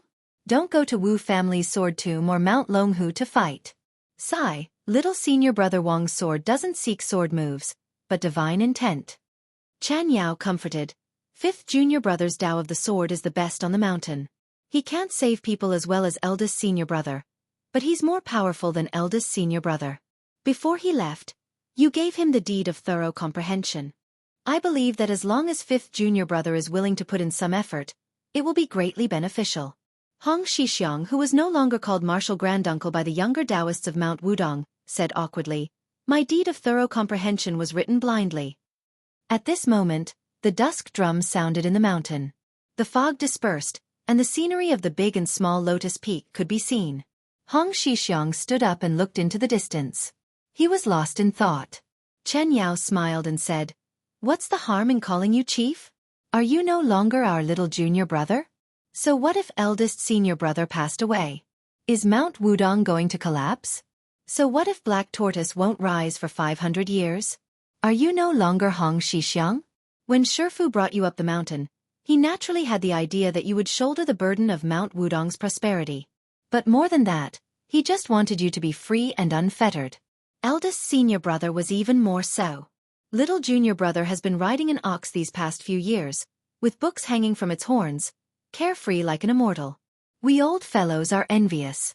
One divination a day, each time with a frown on his face, we secretly look at it with joy. So whether we go down the mountain or not, we don't care. Chen Yao's rules, Song Jiming's pill cauldron, Yu Xingrui's jade pillar, Wang Xiaoping's sword intent. There was also eldest senior brother's martial arts and cultivation.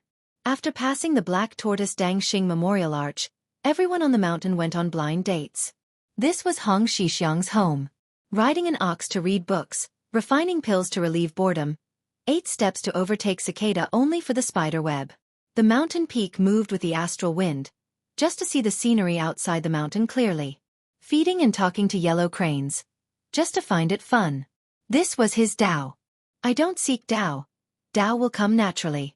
The youngest chief in Mount Wudong's history didn't say anything. He just let out a long breath. He took a step. This step covered a distance of 10 feet.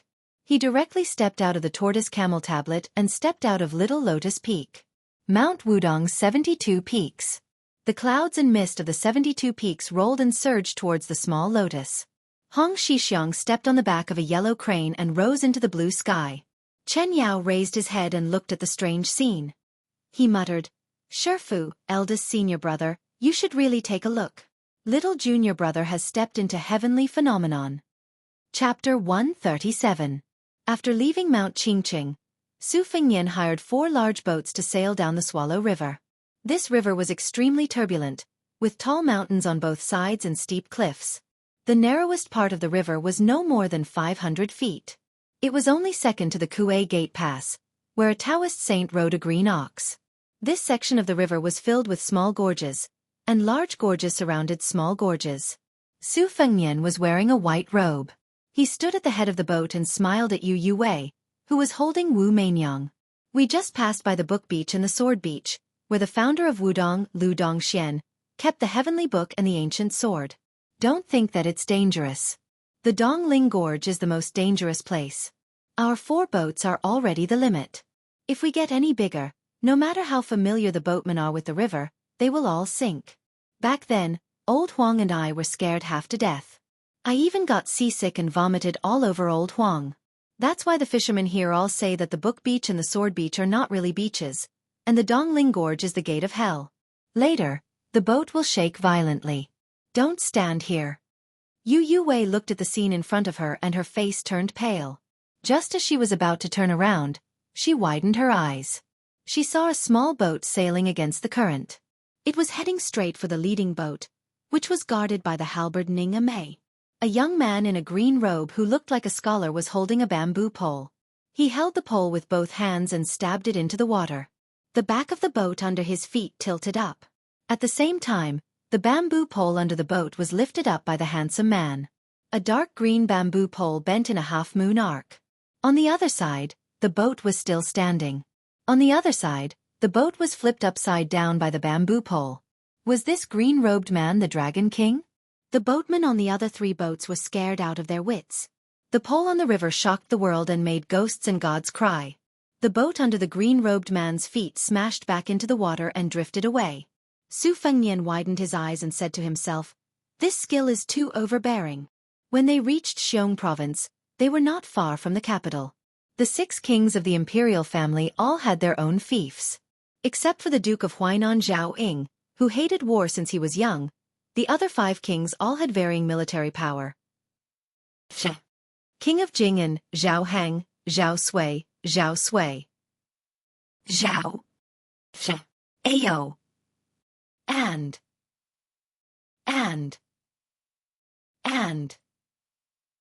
Zhao. Then. King. Was king. And. Of his army. Back when General Gu Zhentang was summoned to the capital, he took off his armor and entered the capital alone. Most of his old subordinates were in the hands of these 2 powerful kings. The smoke of the spring and autumn war had yet to disperse, and the world had just settled down. It was a wise move to have the princes of the imperial clan take control of the country. No one in the dynasty had any objections to this. Only Su Xiao, who was given the title of king with a different surname, had attracted criticism from the court. Back then, other than Gu Zhentang, who was expected to be stationed at the border, the civil officials and strategists wanted the king of Yen, who was not inferior to Su Xiao, to move to Bailiang. But in the end, neither Gu Zhentang nor the king of Yen were able to lead their troops to the north. For example, Zhao Ying, the Duke of Huainan in Xiongzhou, and Zhao Sui, the Duke of Jiaodong in Liao Liao. For these 2 vassal kings, the imperial family was often punished, and many of their sons and grandsons were demoted to commoners. For example, the Duke of Yanci, according to the rules of the imperial family, he was not allowed to enter the capital. Even after the late emperor passed away, the current emperor refused to allow the Duke of Yanci to enter the capital. It was rumored that the Duke of Yanci prayed to the north, so much so that he vomited blood and fainted. He was bedridden for several months, and his filial piety made the northern scholars, who originally had a bad impression of this arrogant and ruthless Duke of Yanci, regret.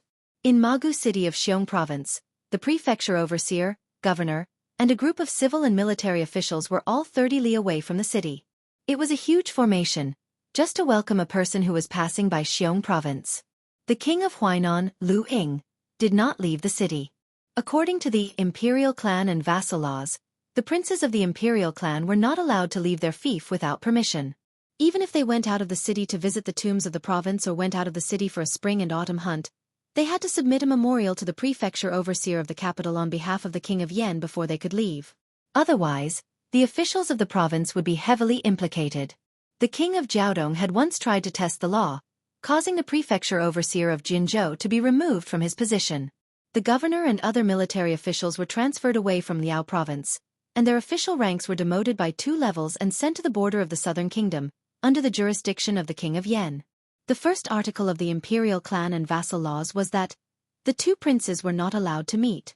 The king of Huainan, Lu Ying, was known for his adherence to the rules. He did not dare to cross the line of the imperial clan. Occasionally, his descendants would be punished for violating the rules, but the cultured and refined king of Huainan would not say anything. Fortune and misfortune came hand in hand. Lu Ying became the prince of the imperial clan who went to the capital to meet the emperor the most, and was rewarded generously. Dozens of Bailiang's lackeys, who were once famous in the Jianghu, surrounded a carriage. Among them, there was Fan Zhenhai, who had beheaded the lord of the Forbidden Villa with one strike. There was also Han Lao's Han, the junior brother of the older generation's martial Dao grandmaster, Spear Fairy Wang Xiao. There was also the one-eyed dragon, Yang Chunting, who was known to be able to defeat all Vajra realm masters. The 300 heavily armored cavalrymen galloped like thunder. The prefecture overseer of Xiong province, Yao Baifeng, and everyone else bowed in reverence. The curtain was not lifted, and no one walked out of the carriage. Only a hoarse voice was heard. Enter the city. Unexpectedly, no one dared to show the slightest bit of anger. One had to know that Yao Baifeng was the leading figure of the scholars of the three northern states, and he was also the head of the Yao clan of Xiong province. Back when Grand Secretary Zhang Julu was still in the Dehuang sect, he had consulted Prefecture Overseer Yao many times. The Yao clan had a total of 5 generations, and they were all second to none in Confucianism. The Yao clan's 5 heroes, from the first to propose the virtue of being informed, to the understanding of things, and then to the reasoning of things, were of the same origin. Together with the Zhu school's Confucianism of the Shangyin Academy in the south, they were known as the 2 champions of assisting the nation. The north and the south complemented each other, and they had always been favored and highly regarded by successive generations of emperors. Yao Baifeng had devoted his entire life to developing his family's studies into national studies, and his students were all over the world. With such a transcendent status, he still lowered his head to the martial artist in the carriage who didn't even bother to show his face. It was no wonder that Confucianism had no backbone. More than half of the world's top 10 noble families had been eliminated by this butcher. Who wouldn't be afraid? What's more, at the advanced age of 60, he took in a concubine. The scholars of Confucianism only treated it as a moral essay and received a favorable comment from Yen Ruyu. However, Butcher bluntly scolded him for being old and frivolous. After Master Yao heard this, she was so angry that she closed her door and refused to receive visitors for half a year. It was only when her students persuaded her that she began to lecture again. In Magu City, the Duke of Huainan, Lu Ying, was barefoot and his hair was untidy. His hair was messy and draped over his shoulders. He drove away the servants and stood alone in the small pavilion, drunk. He muttered to himself and seemed a little crazy. Near the city gate, the king of Bailiang, who was scolded as an old man, slightly hunched his back and opened the curtain. He looked sideways at the old Yao Baifeng and asked, "The one surnamed Yao is old and frivolous. Where is Lu Ying?" Yao Baifeng, whose body was especially sore from riding a horse without meat, said helplessly, replying to the prince, "According to my dynasty's ancestral teachings, the Duke of Huainan is not allowed to meet you." The guy who was the king of Bailiang, Su Shao, narrowed his eyes and said, "Oh." The horse caravan passed through the central axis of Magu City. Everyone knelt on the ground and didn't dare to raise their heads. It was just that every short distance, there was a shout. It was incessant. It made Yao Baifeng and the group of officials' scalps go numb. Jinzhou 18th Old Barracks, Green Mountain Barracks, Infantry Zhuzhan, pays respect to the great general. Liaoshi Heavenly Pass Barracks Cavalry Song Gong, pays respect to the great general. Pipa Barracks Archer Gong Duankong, pays respect to the great general. At this time, Yao Baifeng and the others couldn't help but remember the last words of the brilliant Bailiang's soul-suppressing song. It was really frightening. Su Shao was born an outstanding person. Su Shao is also a ghost hero in death. I laugh as I go to Fengdu to recruit old subordinates. Banners a million to kill the king of hell. Chapter 138. The Dragon King in green robe blocked the river with his pole, causing the boat to topple over and the horses to fall into the water. For a moment, the river surface was unusually noisy. Many of the Phoenix Battalion soldiers were not proficient in water. In addition, the reef was abrupt, so after a few ups and downs, they were about to drown. Ning Amei picked up an armored soldier with one hand and his horse with the other. That tall, jet-black steed was forcibly dragged onto the deck of the boat by this halberd-wielding general. After saving the men and horses, he immediately leaped into the water. His bow, iron halberd was left behind by his adoptive father. Even if Ning Amei drowned, he would still fish it out. At that time, the young man in green robe arrived on the floating boat and used the bamboo pole to raise the waves. If it were not for the fact that he did not have a halberd in his hand at that time, he would not have been defeated by that strange assassin. When Ning Amei broke out of the water, Su Fengnian drew his embroidered winter saber and chopped the railing of the big boat into more than a dozen pieces, kicking them into the Swallow River. His body floated down, stepping on a wooden railing. He bent down and grabbed a Bailiang armored soldier and threw him back to the big boat. At the same time, Lu Yongshu and the other two, as well as Blue Bird, all flew into the river like a swan treading on snow, each of them saving people and horses. The other 3 boatmen only saw the shadows skimming the surface of the river. They were dumbstruck. They originally thought that this group of river-crossing warriors was just a group of elite soldiers, but they did not expect that there were actually many immortal masters hidden among them. especially that handsome young master who wore a white robe and a jade belt. He had a pair of sabers on his waist, but his appearance was not gaudy at all. If the man in green robe who floated in and out of the small boat was the Swallow River Dragon King in human form, then this young master was a white dragon crossing the river, with indescribable elegance. Su Fengnian went back and forth 4 or 5 times, breathing in and out continuously. He was not tired at all. Stepping on a section of the railing that he had chopped off with his embroidered winter saber, he looked toward the ghost gate of Dongling. He had a headache. Most of the people who fell into the river had already been rescued, but there were still 2 people who were about to hit the reefs of the ghost gate, so he did not have time to rescue them. When sailing a boat, he was not afraid of the wind and waves, but he was afraid of the reefs. 2 Baelyong warhorses hit the reefs with a loud crash, creating a pool of blood, which was swept away in an instant. Su Fengnian tiptoed on the railing and floated toward a reef. When he swept out again, it was just that one person was about to hit the reef. Su Fengnian looked back and saw that Ningame had just rescued a comrade at the bow of the boat. Su Fengnian suddenly had an idea and shouted loudly, "Ningame, throw the halberd and help me." Ningame took a step back with his right foot and roared angrily. He threw out the 80-kilogram halberd and stabbed it straight at a soldier who was about to hit the reef. Su Fengnian grabbed the halberd and took advantage of the momentum to fly up. At the critical moment, he grabbed the light cavalryman from the Baelyong battalion and nailed the halberd into the reef. Su Fengnian placed the light cavalryman in his hands on the reef and leaped up again and again. Finally, he saved the last light cavalryman from drowning. Together, they sat on the reef. The river water roared and splashed. Su Fengnian's luxurious clothes were soaked. The red date mark between his eyebrows shone brilliantly. The light cavalryman from the Phoenix battalion who had narrowly escaped death coughed violently. He raised his head to look at the expressionless face of His Royal Highness. He was a little confused. His life had been saved by His Royal Highness, who was rumored to have no regard for human life in Baelyong. The large ship floated down. Ningame pulled out the reef halberd and pulled up the Baelyong soldiers. Su Fengnian helped the light cavalryman who was in a daze onto the bow of the ship. The captain of the Phoenix battalion, Yuan Meng, had a complicated expression on his face. Not only him, but many of the light cavalrymen were also dumbstruck. Su Fengnian ignored them and only ordered, "General Ning, count the number of men and horses.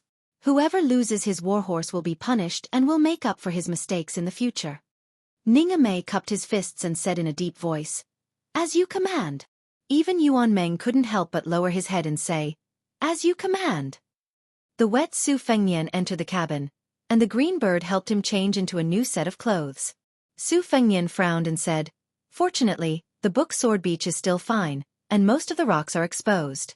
If we were to go down to the gates of hell, when the water is dry, the submerged rocks are like a stone forest, and the waterway is even narrower. I'm afraid we would have fallen into the water, and there would have been several casualties. Who is that man in green? He can overturn a large ship with just one strike of his bamboo pole, and his strength is beyond the description of a tiger. His dexterity is even more frightening, and it is clear that he has concealed superior swordsmanship. Aunt gave me a book on how to break the Wu family's withered sword on Mount Qingqing, and I saw that the man with the bamboo pole in his hand was a bit like the mountain lifting in the Wu family's sword tomb.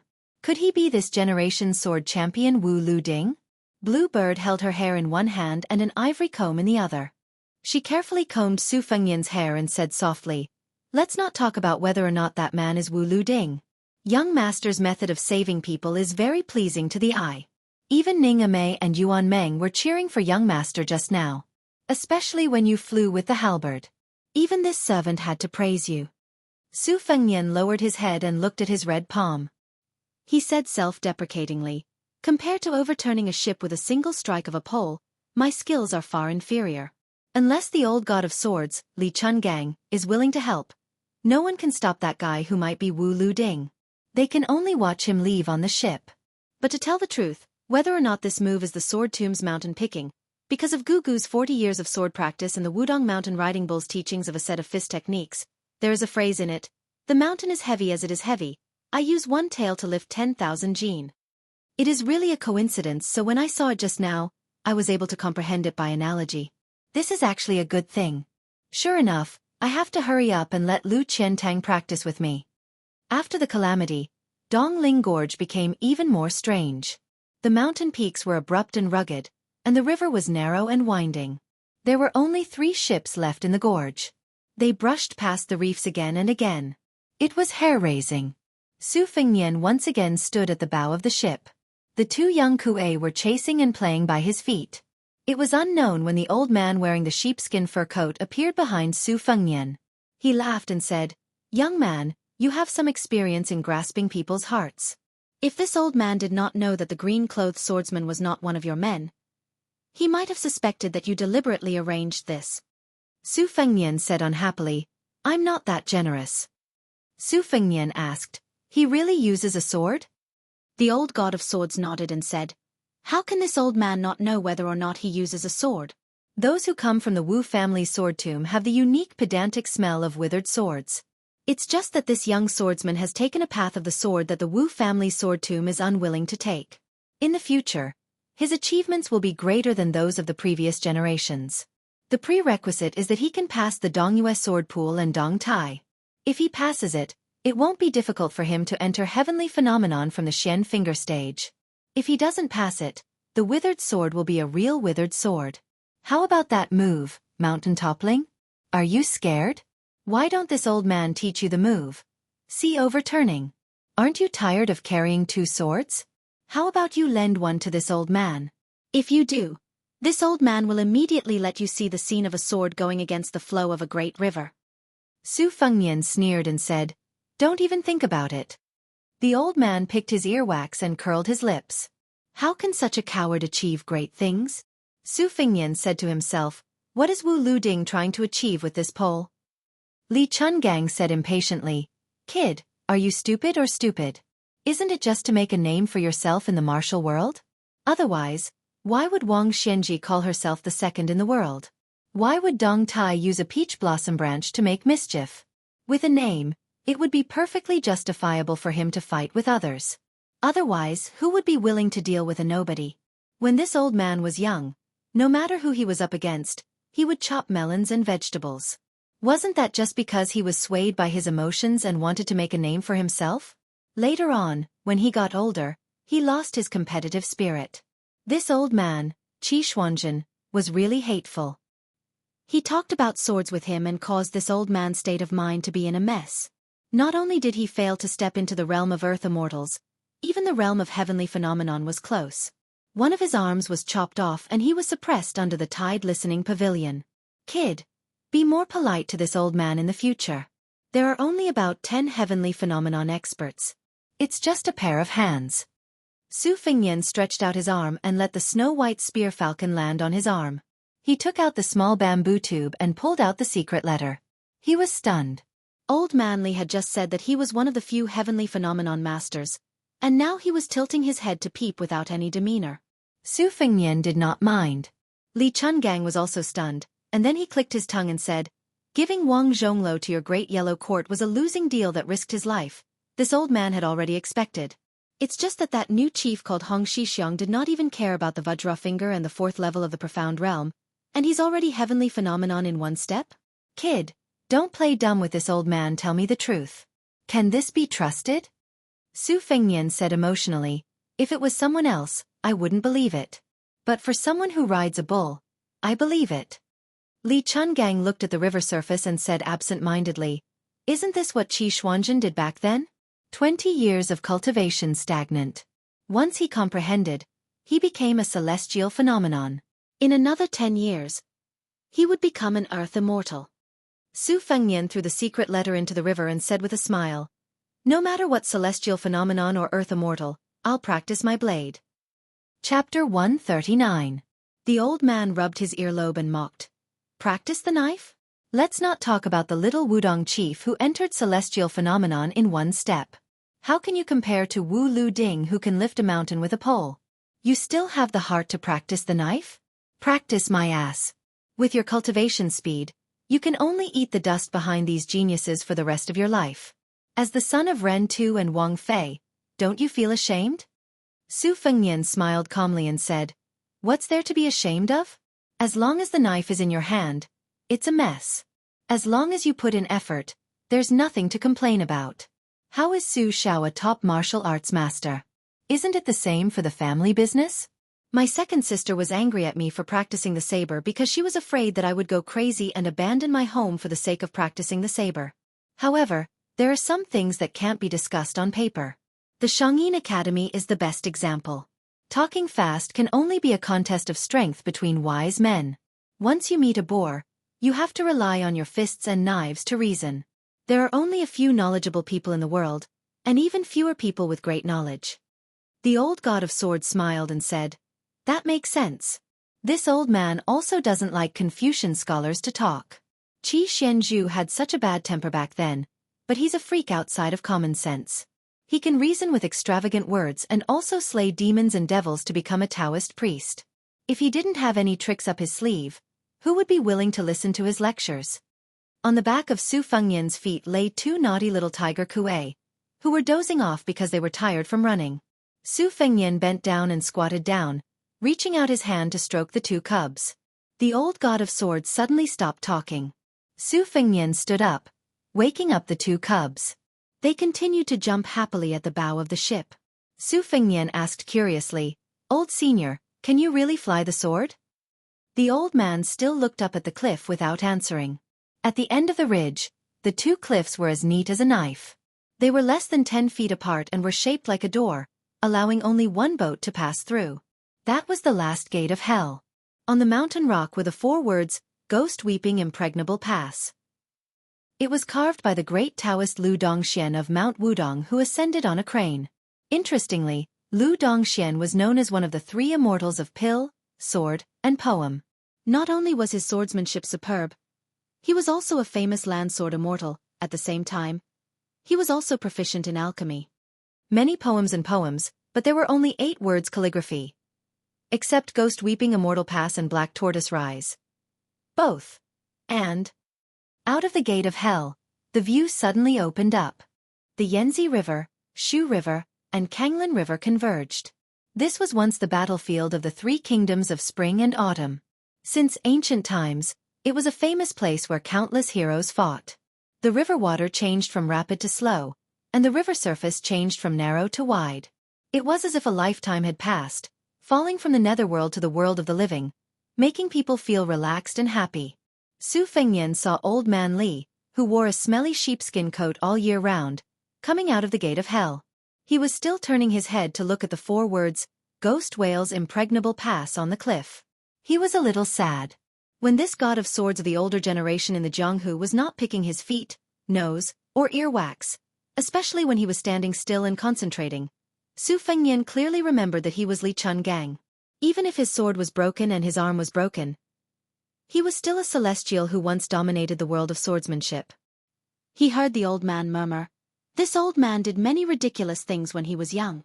He entered Vajra at 16, Finger Mystery at 19, and reached Celestial Phenomenon at 24. He was known as a sword celestial talent that only appears once every 500 years. When he first appeared in the Jianghu, he stepped on the tower and crossed the river under the gaze of millions of spectators. When he was 24, he went to the Dongyue sword pool to challenge Wu Wei of the Plum Blossom Sword Sect. He humiliated that senior to the extreme and caused him to stretch his neck to commit suicide. When he was 36, he claimed that he was invincible in the world and that the other 4 grandmasters were just fishing for fame. Even if Wang Xiao, the green robe of Feng Du and the red armor of Fu Jiang joined forces, they would still be defeated by my sword. Later on, I did not lose to them, but lost to the junior Wang Xianji. She left Feng Du to find me. This silly woman purposely let me pierce her chest with my sword. In order to save her, I went to Mount Longhu and asked Qi Xuanzhen for the life-prolonging golden pill. However, before I reached the devil-slaying platform, she died. Before she died, she said that she did not want to live. She wanted to die in my arms. If she lived, we would be strangers again.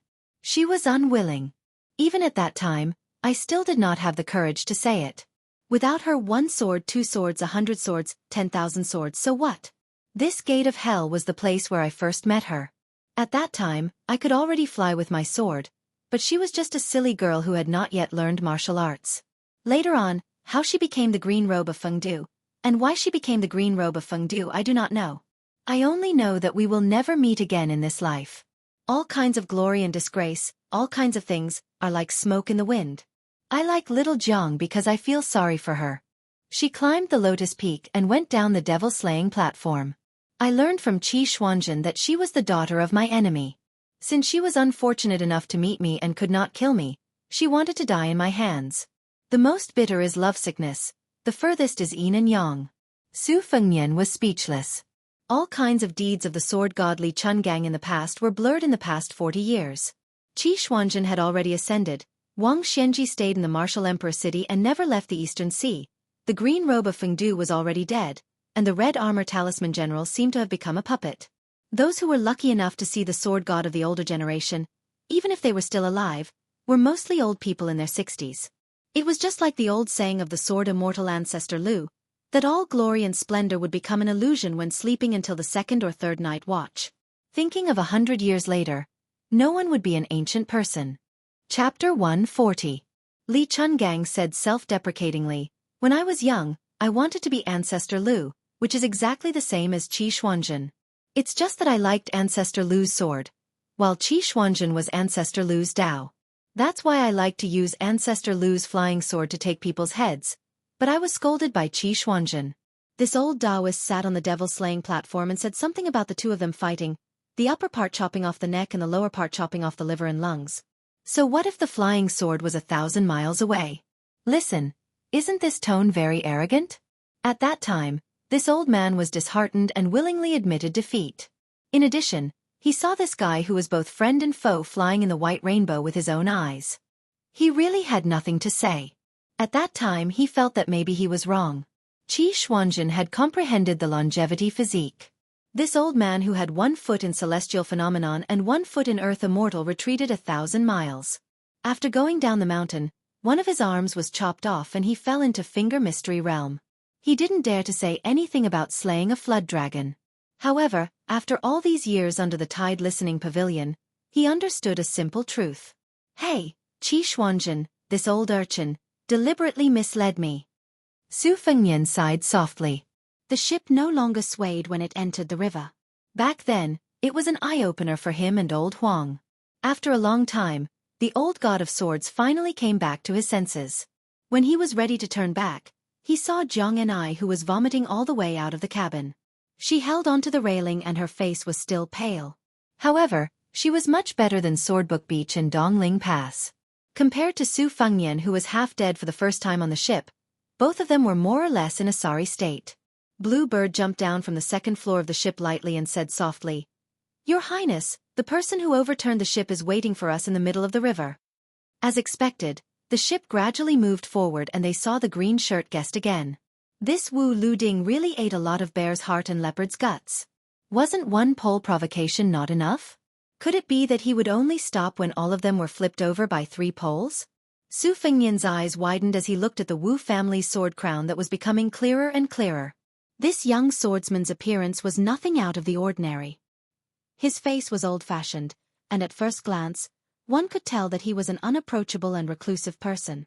The withered sword of the sword tomb had always been like this.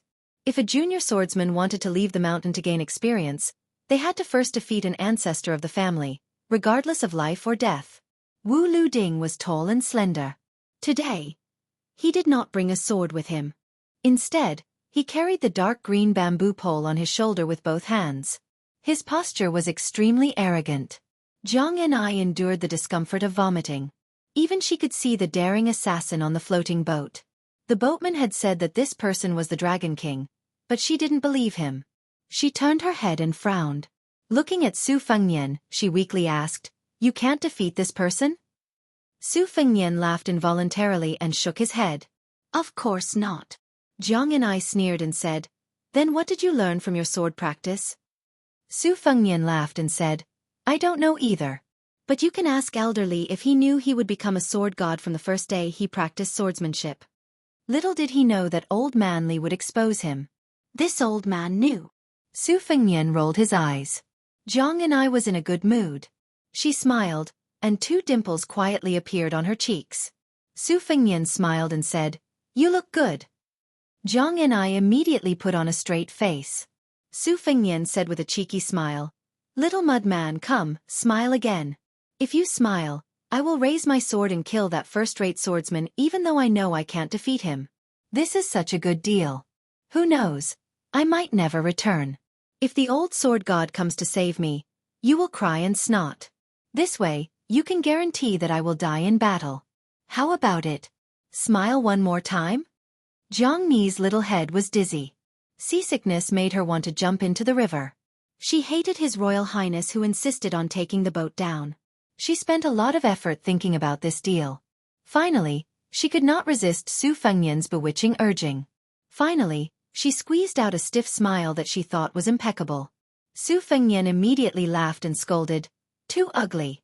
No sincerity. I won't do a deal that will make me lose money." Jiang Ni helplessly changed her smile a few times, but it was not satisfactory. Su Fengnian deliberately sighed and said that the deal was not going to work. Anyway, there were many experts on the boat. He did not believe that they could not defeat that bastard who came alone to seek death. Even the Dragon King would be skinned alive. Jiang Ni smiled for a long time. Her little face was stiff. In the end, she saw that His Royal Highness who was afraid of death and was secretly happy. She was so angry that she ran up to Su Fengnian and wanted to fight it out with him. Su Fengnian threatened, "Bite me? Be careful that I don't let the Vajra Bodhisattva bite you." The timid little mudman did not dare to go forward. He widened his eyes, hoping to use his gaze to cut Su Fengnian to death. Su Fengnian held his stomach and laughed. After laughing, he turned around with a serious expression. For the first time, he held his saber with both hands and prepared to float out of the boat. He really wanted to fight that pole-wielding Wu Lu Ding. Su Fengnian was just about to rush out of the boat. The old god of swords, who had been watching the two young fellows fight, waved his sleeve and pulled Su Fengnian back. His Royal Highness fell on the deck of the boat, looking funny. Jiang Ni finally smiled knowingly. The old god of swords was in a daze. He looked at the vexed Su Xiaoshou and then looked at the smiling Jiang Ni. Back then when they met by chance, he crossed the river with his flying sword and recited poems. She was lying on the railing of the boat with the same smile. That year, it was the time when the youngest and most dazzling sword genius, Li Chungang, was the most high-spirited. It was also the age when that silly girl was the most naive and innocent. When they brushed past each other, he only pursued the great way of the sword and did not miss it. She, on the other hand, foolishly missed it for the rest of her life. The old god of swords silently recited the poem from back then. "When I forge 3,000 blades, a jade dragon howls when I open the box. The spirit in my hand is 3 feet of ice, a snake of divine will on the rock." The old god of swords stretched out his only arm and said softly, "Su Fengnian, lend this old man a sword." "Just a sword." Su Fengnian was stunned. Li Chungang muttered, "I owe you a sword." Su Fengnian gritted his teeth and pulled out embroidered winter. He threw it above the river as if he wanted to throw it to the green shirt on the small boat 1,000 feet away. The old god of swords, who was facing Jiang Ni, looked at her one last time. Back then, he said that the little clay figurine in Su Xiaoshou's mouth looked like the king of Baoyang's concubine. In fact, it was not completely true. She looked more like the girl who liked to wear green clothes. Li Chungang smiled and floated out of the boat upside down. He raised his head and laughed heroically. "Little green robe, look at this sword of Li Chungang." Frowning and thundering, the evil flood dragon of the Swallow River is fat. Wielding my sword in the air, I'll return at the second watch. With his back facing the small boat, the green shirt, the sword crown, and the embroidered winter knife were gone. Without the divine weapon wooden horse and ox, the old man, who only had one arm, held the embroidered winter that was not a sword. He turned around and casually used a sword move. Qi Xuanzhen said that I used sword strength to prove my Tao and was not as good as the Tao of heaven. Yet you said that one sword move was enough. I, Li Chungang, want the Tao of heaven. One sword move was enough. At first, no one saw the elegance of this sword move. They only felt that it was boring. The river was silent. However, the green shirt Dragon King did not care about the small boat. He shot far away. In an instant, the river was split open with a rumble, reaching 2,000 feet. Such a legendary sword immortal of the land. If there were any flood dragons in the world, they would be killed on the spot. Chapter 141.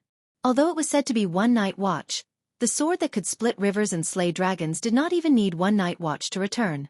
Old Man Li's sword broke the sky for no reason, as if he had returned to the highest state of martial arts.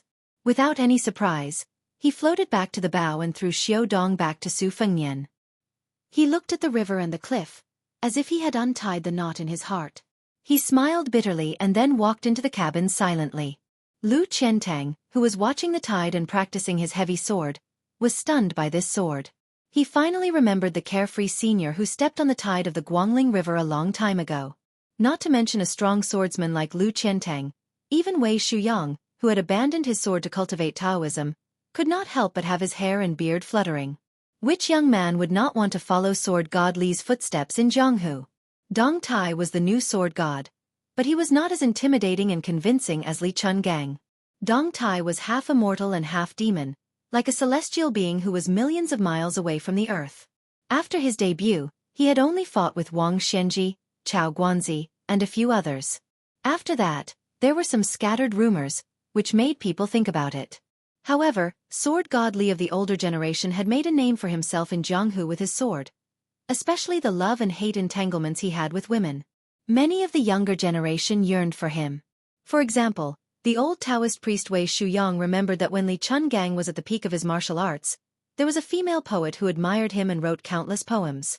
She praised Li Chungang for destroying the first peak of Zhongnan with his flying sword, said that the green snake in his sleeve was bold, and even said that his 3-foot spirit was like ancestor Lu, standing up for the heavens and the people. All of this was in the past. She was old and her hair had turned white. She had been buried in a lonely grave, but before she died, she did not forget to ask her descendants to burn her poems. When sword god Li was still in Jianghu, there were countless of her, who became the weak water, but he did not take any of them. Back then, there were many people and many things in Jianghu, just like them. Their glory was gone. Xu Xiao, who had always been fearless, had sweat seeping out of her nose. She looked at the river surface closing up again, and the boat gradually stopped swaying left and right. She turned to look at Lu Qiantang beside her and asked in a trembling voice, "So this old man is really a senior who can compete with immortal Qi?" Even though Qi Xuanzhen had ascended to immortality tens of years ago, even if he wasn't a Taoist from the Longhu Mountain, when his descendants mentioned him, they didn't dare to directly refer to him by his name. They all referred to him as immortal Qi. This was the strength of those at the celestial phenomenon realm. Lu Qiantang, whose soul had almost been scattered by that sword, said in a low voice, "You still don't know who he is?" Although Xu Xiao was almost 30 years old, she was still a little naive and unaffected. It was unknown whether it was because she was proficient in the art of seduction, or because it was her nature. She pouted out of habit and said coquettishly, "How would I know? The senior can't be Dong Tai." Lu Qiantang was annoyed that the sword was so mysterious that he did not see any clues. In addition, this Dongyue swordsman had always disliked Xu Xiao's pretentious attitude, so his tone was a little heavier. "A southern barbarian is just a frog at the bottom of a well." Xu Xiao reached out and brushed her hair behind her ear. She tilted her head and smiled coquettishly. "Oh, Dongyue is not a barbarian land? That senior is so amazing that our sword god Lu thinks so highly of him?" Lu Qiantang turned his head gloomily. What kind of sword god was he? This woman from the southern barbarian land really wanted to taste the sharpness of the red cloud sword. Wei Shuyang, who happened to be beside the two, shook his head and did not say anything to persuade them. He went straight to His Royal Highness. Su Fengnian sat at the bow of the boat. He untied the double sabers and put them aside. He reached out and teased the Vajra and Bodhisattva. The two little guys' tongues were born with hooks. A light lick would leave a series of scratches on his hands. Su Fengnian could not stand the endless torment of the siblings. Not only was he slightly injured, but his ivory-white silk cuffs had already become ragged. He picked up the spring thunder saber and let the young Kuei King Kong hold it with its 4 claws. It was obvious that this male Kuei was more lively. Wei Shuyang could not stand and talk to His Royal Highness who was sitting. He sat cross-legged and said emotionally, "Your Highness, I was lucky enough to read Wudong's Deed of Thorough Comprehension in my old age. Today, I met old sword god Li's godly ability to cut 2,000 feet of the river. I have no regrets in this life." Su Fengnian smiled and said, "Grandpa Wei, tell me, is old man Li's sword referring to the celestial phenomenon or the celestial phenomenon?" Wei Shuyang shook his head and said, "It has the meaning of an earth immortal. I really don't dare to say that old sword god Li is the celestial phenomenon. Su Fengnian leaned against the wooden wall and joked, "Won't this sword be able to break through hundreds of armors? If two armies are facing each other and there are 3 or 4 old men who take the lead to attack, how can the battle be fought?" Wei Shuyang smiled and said, "Your Highness, how many sword gods have there been in Jianghu in the past 100 years? How many celestial phenomenon realm masters are willing to be bound by military law? Being trapped in the army is not suitable for cultivation." Su Fengnian nodded and said, "Indeed, who can trouble Wang Xianji Dong Tai to charge and break through the enemy's lines? During the Spring and Autumn War, I heard that the royal uncle of Western Shu who had outstanding swordsmanship did not hesitate to sacrifice himself to fight the enemy and killed 600 steel cavalry. However, he could not fight against the following steel cavalry and died in the crossbow formation. The Jianghu of martial artists is like the Yangtze River from before. Under the water, there are hidden reefs and teeth protruding.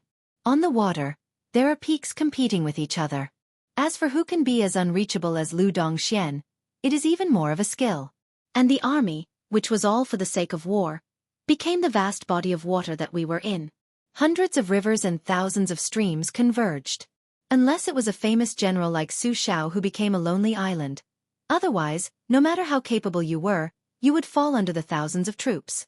Before Su Shao led the army to trample on the pugilistic world, martial artists and soldiers despised each other. It could not be said that they were superior. Now, the pugilistic world really did not have the confidence to challenge the army. Mount Longhu was conferred the title of the chief of the world's Taoist sections. The 2 Zen temples produced a black-clothed monk who was friends with His Majesty. Only then was the decline of Buddhism restored.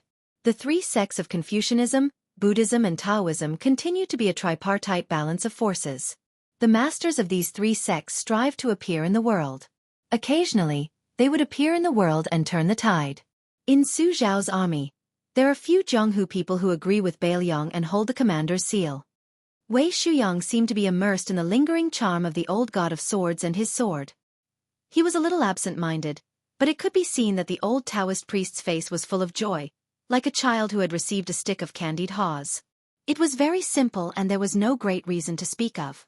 It was hard to imagine that with Wei Shuyang's position in the way of 9 pecks of rice and his age, he still had such a childlike heart. No matter how down and out Li Chuangong's appearance was, Wei Shuyang was only concerned about the 3 swords. The water droplets formed a line to break the water armor, the small umbrella as the sword, the immortal kneeled down with 1 sword, and today's fairy sword. In the old Taoist priest's opinion, it was truly worthy of the poetic comment of a bold green snake on the sleeve. It was no wonder that as long as the world was not peaceful, the Jianghu would not be peaceful. It was because everyone wanted to be like Lu Dongxian and Li Chungang who met with injustice and found peace. Zhang Enai was not confident that he could win against the 2 young strange beasts. He felt that the scenery of the river that he was obsessed with before was not so beautiful anymore. He returned to the cabin discouraged and saw old man Li sitting on the chair without saying a word. While he was half asleep and half awake, Zhang Enai picked up a secret manual and looked at it absent-mindedly for a while. He asked softly, "Are you planning to teach him how to use the sword?" Li Chungang raised his eyelids and laughed. "There's no harm in teaching him a few small tricks. This old man is nice to him. Isn't it so that you won't be bullied?" Still the same words, "As long as you're willing to practice the sword with this old man, even if young Su has mastered the sword, you can still kill him." Zhang and I hesitated for a while and changed the topic. "Your swordsmanship seems to be really scary." Chapter 142. Old man Li laughed heartily. "Little Zhang girl, you won't say that this old man is boasting anymore, right? However, this old man is telling the truth. That sword just now was a stroke of luck. It was only when the right time, place and people were all present that it had this kind of power. In this world, things that don't go your way are as numerous as the hairs on a cow. How many words can you say to others? Therefore, there are millions of swords in the world, but the immortal swords of sword immortals should also be pitifully few. Moreover, this old man's sword was called by the people of the Jianghu as the realm of sword immortals cannot exist forever. This old man is very open-minded now.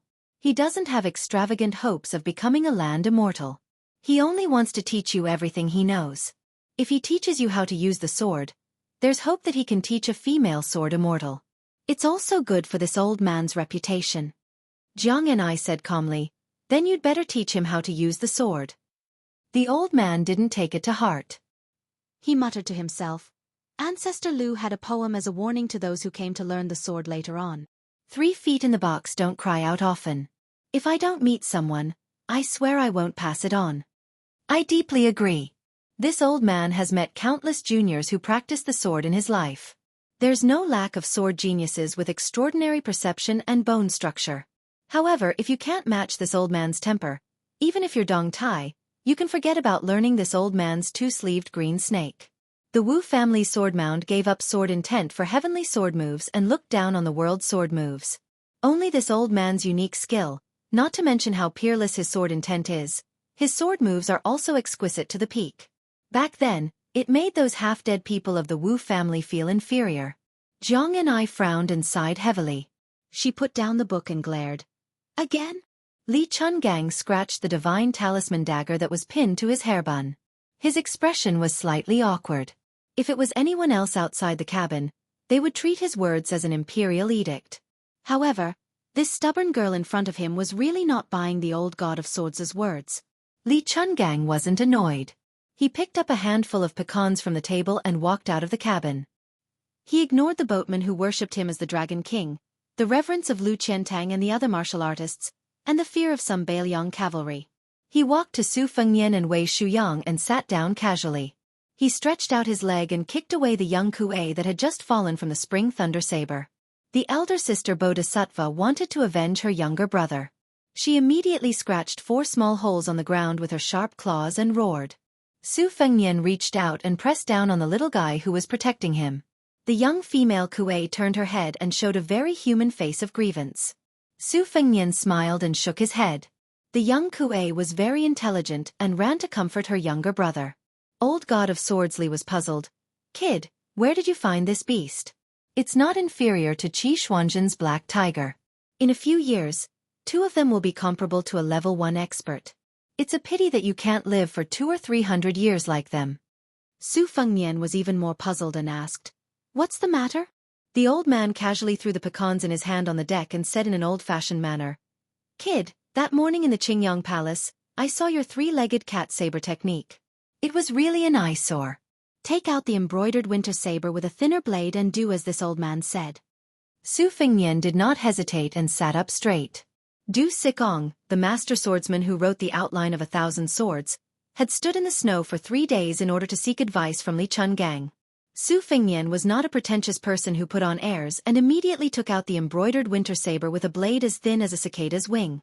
The embroidered winter saber was slender and thinner than the spring thunder. Using it to practice saber was a test of one's mastery of saber strength. A slight difference in saber strength would result in a huge deviation. Later, White Fox lent him the spring thunder. Presumably, half of it was because she saw through Su Fengnian's deliberate concealment of the left-hand saber, and the other half was because the spring thunder was more suitable for the overbearing heavy saber. Su Fengnian had a solid foundation in the Great Yellow Court. Moreover, he had not practiced saber for a year for nothing, nor had he read all the martial arts secret manuals for nothing. He was almost considered to have reached a higher level in martial arts. When he used the spring thunder, they could complement each other and complement each other. Su Fengnian had put in a lot of effort, which meant that he had tacitly acknowledged Idiot Su as his friend and confidant. Su Fengnian pulled out the embroidered winter saber. Seeing the old god of sword remain silent, he asked in a low voice. "And then?" Wei Shuyang was even more cautious. The person beside him was old god of sword Li. Although Li Chungang was defeated by Wang Xianji and Wei Shuyang abandoned his sword to cultivate in the mountains out of anger, in the eyes of his generation, no matter how powerful Dong Tai was, he was not as impressive as the old god of sword Li. You, Dong Tai, defeated god of sword Li? How could you call him god of sword if you didn't even defeat him? Li Chungang yawned and asked Su Fengnian to hang the saber at a fixed height. He said impatiently, "Kid, try to flick the saber with your finger and see if you can break the walnuts on the floor." Su Fengnian adjusted his breathing, squinted his eyes, and stretched out his finger. With a crisp ding sound, Wei Shuyang, who was watching attentively, saw the embroidered winter saber curve in an arc. Unfortunately, it was still a finger's length away from the walnuts on the floor. Su Fengnian was not discouraged.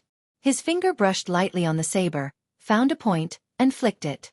The embroidered winter saber curved like a full moon.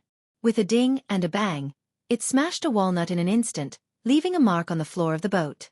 Wei Shuyang subconsciously wanted to stroke his beard, but he suddenly realized that old god of sword Li was present. He did not dare to act rashly.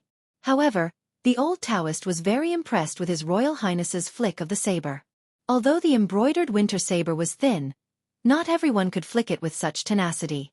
Old Man Li supported his cheek with one hand and continued, "Next, try to crush the walnuts, but don't leave a mark on the floor." Su Fengnian frowned slightly, but he did not hurry to snap his fingers. Instead, he rubbed the embroidered winter saber.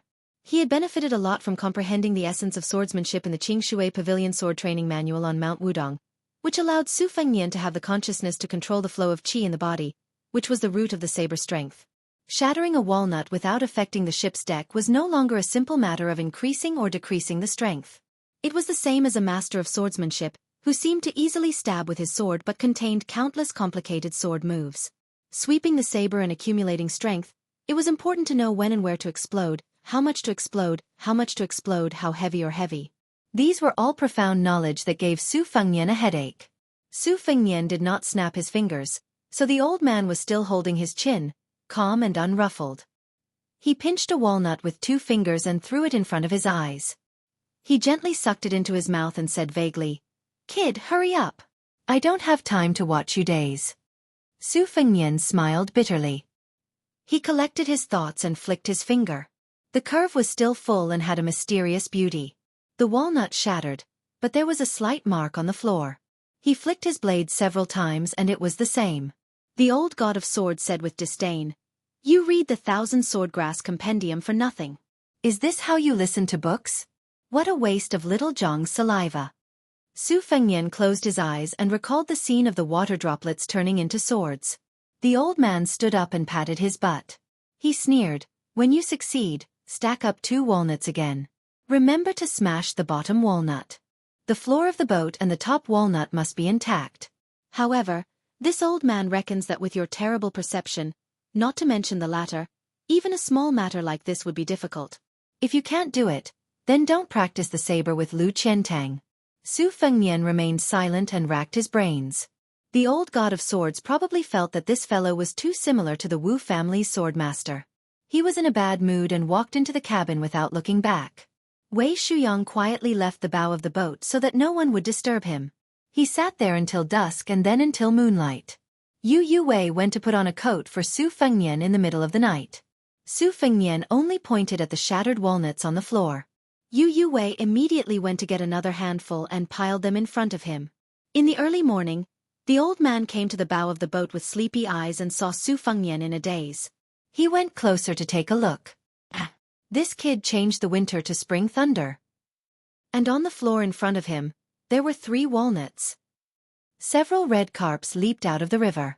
This was a common sight in large rivers. The old god of swords turned and left. After walking far away, he muttered to himself, "Good kid, the carp has jumped over the dragon's gate. I made a mistake this time." However, this old man wants to see how many times you can jump over the next 10 years. Chapter 143.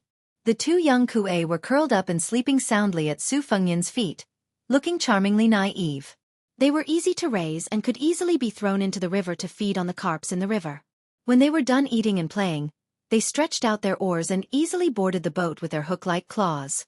Su Fengnian, who was about to get up, looked up and saw the old god of swords walking back. Su Fengnian had a good memory, so good that Su Weisheng said that his only advantage was that he could remember things. He could read 10 lines at a glance and almost never forget anything he saw. Wudong's previous chief Wang Zhongluo's De Huang Ting formula, Bull Rider's deed of thorough comprehension, Qingshui Pavilion sword training record, 7 or 8 books of the Jade Pillar mental cultivation method, Du Xizong's 1,000 Swords Grass Compendium, Forbidden Villa's whale killing sword, and the 3 secret manuals of the Qingyang Palace. He had read a lot of them after climbing up and down the tide listening pavilion for so many years, but unfortunately, most of them were careless and not attentive. Su Fengnian had a particularly deep memory of them. However, when he was practicing the blade, the white-haired old man only led this Su Fengnian of His Royal Highness over the threshold before laughing out loud. Later in the Qingyang Palace, his aunt suggested that Su Fengnian first practice 50 moves to the peak, which could be considered a small path to success. But here came the problem. Su Fengnian had not reached the second pin, so he could not assess the hundreds and thousands of martial arts in the world from a strategically advantageous position. He read too many books, which instead became a hindrance to his cultivation. Until Li Chungang came up with the difficult problem of breaking walnuts with a flick knife, it was like tearing a thin crack in the fog. Su Fengnian was no stranger to this problem. When state preceptor Li Yishan taught Su Fengnian the 15 ways of Zongjing, he liked to use his new Go rules to break them. Su Fengnian sat in boredom until dawn, during which time he successfully flicked the walnuts into fine powder with the embroidered winter knife. The boat was still in good condition, and even stacking the walnuts was not a problem for the embroidered winter knife. Li Chungang sat in front of Su Fengnian and asked, "Do you know the difference between sword moves and sword intent?" Su Fengnian shook his head blankly. The old man said expressionlessly, "Draw your blade." Su Fengnian laid embroidery winter flat. The old god of swords stretched out a finger and casually flicked the blade. Without any visible movement, the 3 walnuts in front of Su Fengnian exploded at the same time. The old man gently flicked his sleeves and folded up 3 walnuts. He flicked the xiaodong again, but the walnuts still shattered. The results were exactly the same. Su Fengnian did not know what the old god of swords was up to. Seeing Su Fengnian's puzzled expression, Li Chungang sneered, "Try placing the spring thunder under the winter embroidery." Su Fengnian held the blade with both hands. Old man Li struck the winter embroidery again. Su Fengnian's perlicue trembled.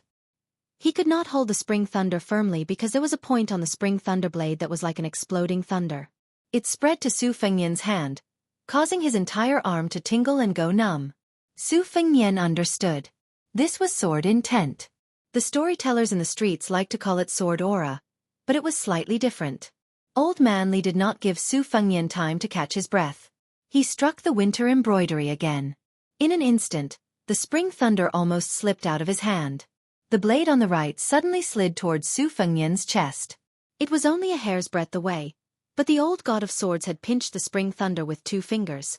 The winter embroidery blade did not move at all. Su Fengnian was shocked. He could not figure it out even if he racked his brains. Old god of swords seemed to think that this kid's comprehension was too poor. He would not feel at ease if he did not scold him. He glared and said, "Anyone can see that your winter embroidery blade is bent in an arc. It looks exciting to outsiders, but it's flashy without substance. With this old man's winter embroidery blade, with your insignificant skills, can you tell how many times winter embroidery blade has flicked? It looks like winter embroidery blade is not moving, but it's really not moving? This old man has 2 fingers. One of them penetrated the winter embroidery blade and hit the spring thunder. The second finger is sacrificing vigor for sword moves. Winter embroidery blade has already bent 6 times and hit the spring thunder blade from the side. That's why the spring thunder struck you. A top-notch sword move requires speed and stability. It's as fast as thunder and as steady as the 5 sacred mountains. Kid, you're still too inexperienced. Su Fengnian asked doubtfully, between sword intent and sword moves, which one is stronger? Old god of swords Li sneered. This old man wants to use sword intent to defeat the enemy. That means sword intent is stronger.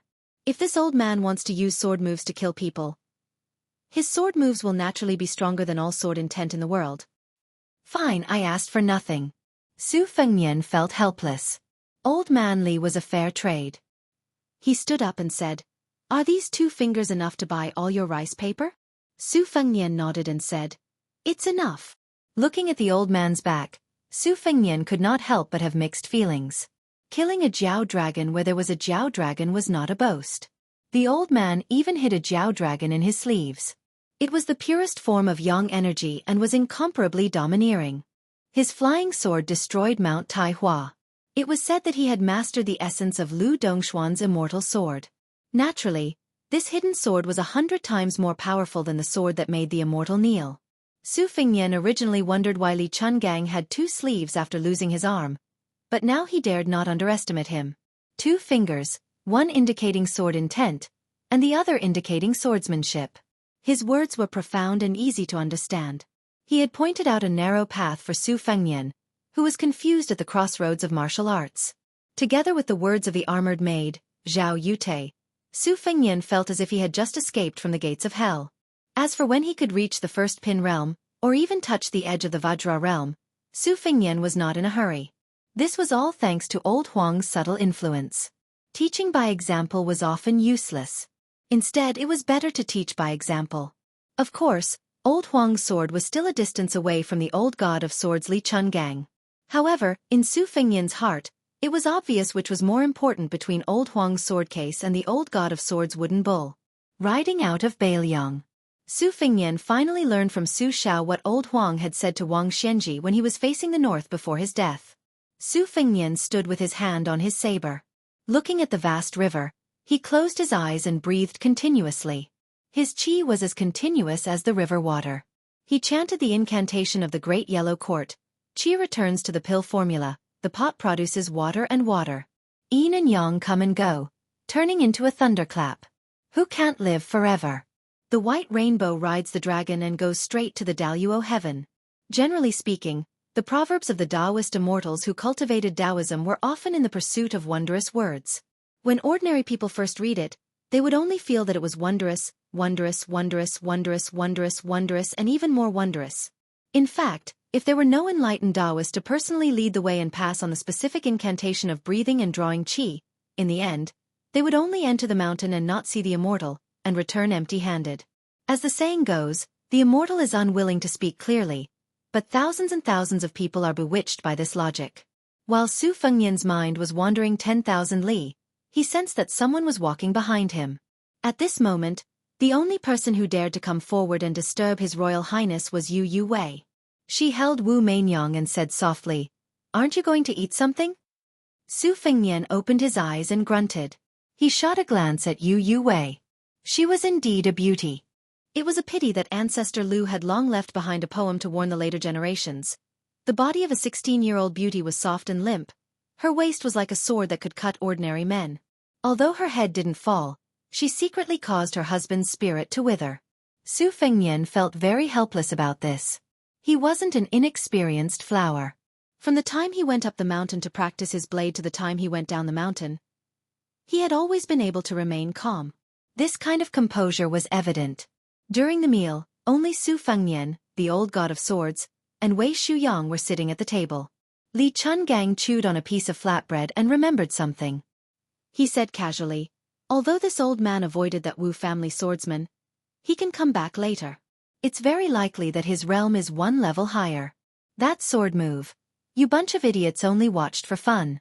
That fellow, on the other hand, can comprehend something that will be of great benefit to his sword cultivation." Su Fengnian's face stiffened.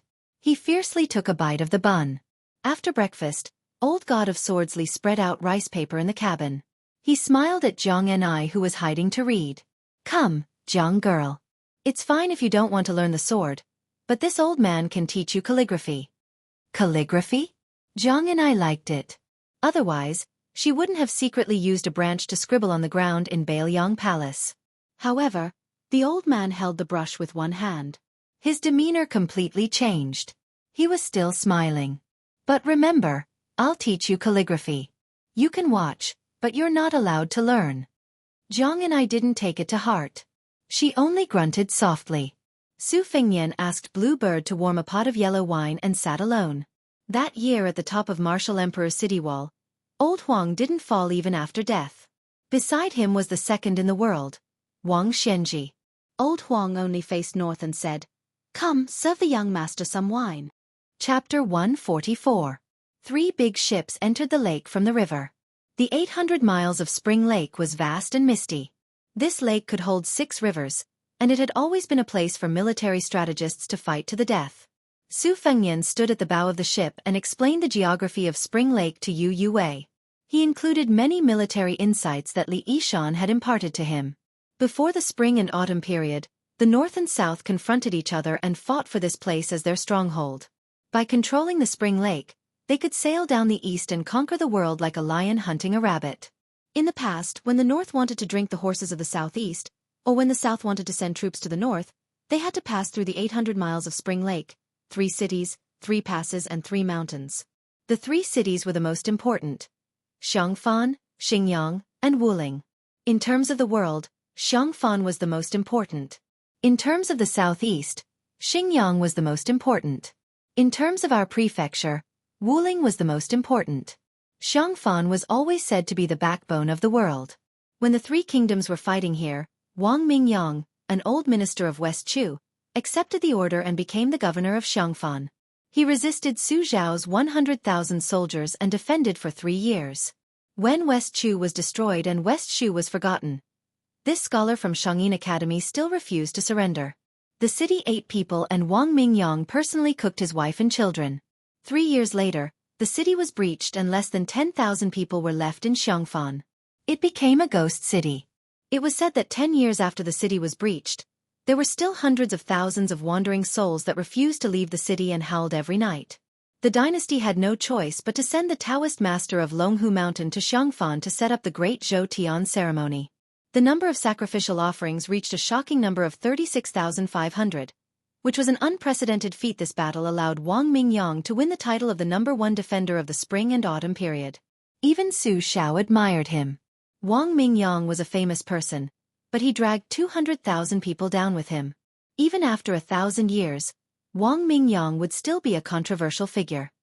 Yu Yuwei was frightened. "We're not going to Xiangfan, are we?" Su Fengnian had recently been habitually flicking his fingers. He probably did it thousands of times in a day. He was probably obsessed with practicing the blade. He laughed softly. "I wanted to go, but if you don't dare, then we'll go straight to Wuling." Yu Yuwei shook her head. Su Fengnian suddenly heard cries and screams coming from the back of the boat. Yu Yuwei just happened to hear the legend of 100,000 resentful spirits in Xiangfan. Her heart trembled, and she finally realized that she was at the bow of the spring god lake. Her face was full of self-mockery. Su Fengnian ignored Yu Yuwei and rushed to the bow of the boat. He saw a boatman rolling on the ground with a bloody arm. 2 scarlet young Kuei were growling at him. Lu Qiantang went up to His Royal Highness and told him what happened. It was a trivial matter. The young Kuei were frolicking and running, and they probably bumped into the boatman. Su Fengnian frowned. The tiger Kuei was an ancient beast, and it ate people when it was hungry. Su Fengnian squatted down, and the young Kuei seemed to feel its master's anger. It lowered its head and whimpered, and its skin immediately turned from red to black. Su Fengnian was not arrogant, and with a flick of his finger, he hit the boatman. A hole was made in the wall of the boat, and it fell into the lake. The elder sister Bodhisattva looked at her younger brother from the hole, and then turned around to look at Su Fengnian pitifully, as if she was pleading for mercy. Su Fengnian snorted, stood up and said, "Compensate the injured." "Oh right, ask the Phoenix Battalion to help mend the boat." In the twilight, hundreds of boats were racing on the spring god lake. It was a lively and bustling scene. The closer they were to the land of fish and rice in Jiangnan, the more they could not feel the loneliness of their hometown, Beiliang. Tonight, they would spend the night on an island in the middle of the spring god lake called Mount Lao. As they approached the island in the middle of the lake, Su Fengnian saw Jiang and I walk out of the cabin and stand beside him. He explained, this mountain was originally not called Mount Lao, but Prison Mountain. It was the place where the Queen Mother of the West imprisoned the Jade Emperor's daughter, the spring god. Prison Mountain was not surrounded by a lake, but a basin. Later on, a demigod was so angry that he drew a circle around Prison Mountain with his sword, and it collapsed for 800 miles. Only then did the lake water gushed out. As for the saying that a demigod created the lake, of course it was just nonsense. Nowadays, Mount Lao is filled with courtyards and pavilions, and people from all walks of life gather there. Not only are there residences of the rich and powerful, but there are also residences of monks and Taoists. There are also a few remnants of the fallen country who have been imprisoned on the island. There are also a lot of shops. When you get on the island, you can pick something that catches your eye. Jiang and I stretched out his hand. Su Fengnian was stunned for a moment and asked, "What?" Jiang and I said stiffly, "Silver." Su Fengnian laughed and said, "All right, you've already earned a few hundred taels of silver. How much do you want to take? But let me remind you, if you mention my name, who would dare to ask you for money? Why waste the manuals that you've worked so hard to earn?" Jiang and I sneered and said, "Do you think I'm a robber like you?" Su Fengnian was amused and said with a smile, "Then how much do you want? A few hundred taels of silver? Or I can just give you a few thousand taels of gold on credit. That way you can study for a few lifetimes." Jiang and I said angrily, "I only want 1 tael of silver." Su Fengnian said helplessly, Do you need to be so stingy? Jiang and I said with a straight face. Give it to me. Su Fengnian rolled his eyes and said, Ask Bluebird for it later. I've never brought such a small amount of money. Chapter 145. Jiang and I went straight to the cabin and took out a small account book from the book box like a thief. It clearly recorded how many when she earned from reading Taishan Sutra, Thousand Swords Materia Medica, Whale Killing Sword, etc. When and where she read each book and how many words she read each book were all recorded in detail. Until now, she had earned not only a few hundred taels as Su Fengnian said, but 1,007 taels and 34 won. The old god of swords who only knew how to eat, drink and sleep strolled into the cabin. Jiang and I, who was about to transfer 1 tael of silver from her savings, held up a brush with one hand and covered the account book with the other. Li Chungang could not do anything about this. He stood far away and let Jiang and I finish her work.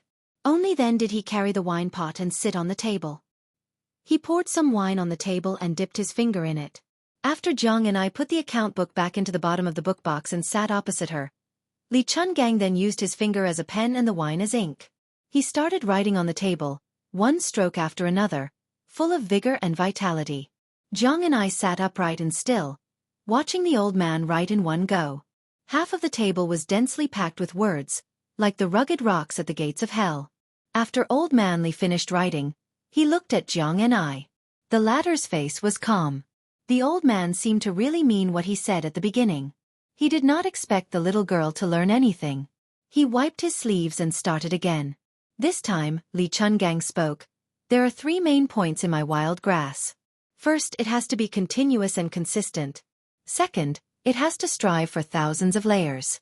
Finally, it has to be a word without fear, without emotion, without desire. Just like this wine, it can be wiped away without a trace. The first point is that one must not be lazy. Even when he is drunk, there is not a single mistake in his cursive writing. There are rules. Why? His daily work is enough to be meticulous. Every word is like waving a sword or a knife. One must not be careless. This old man's calligraphy has always been known as the swift snake walking snake. Looking at his words is like looking at a sword. The sword's edge is awe-inspiring. Li Chungang was talking excitedly when he saw Jiang and I yawning. The ship stopped and seemed to want to go ashore. The old man with a stomach full of frustration lowered his head and took a deep breath. He sighed and muttered, Don't waste, don't waste. He drank the wine on the table. Jiang and I was used to this kind of absurd behavior of the old man. Walking out of the cabin together, he saw Su Fengnian was in the middle of a discussion with the big halberd Ning Amei.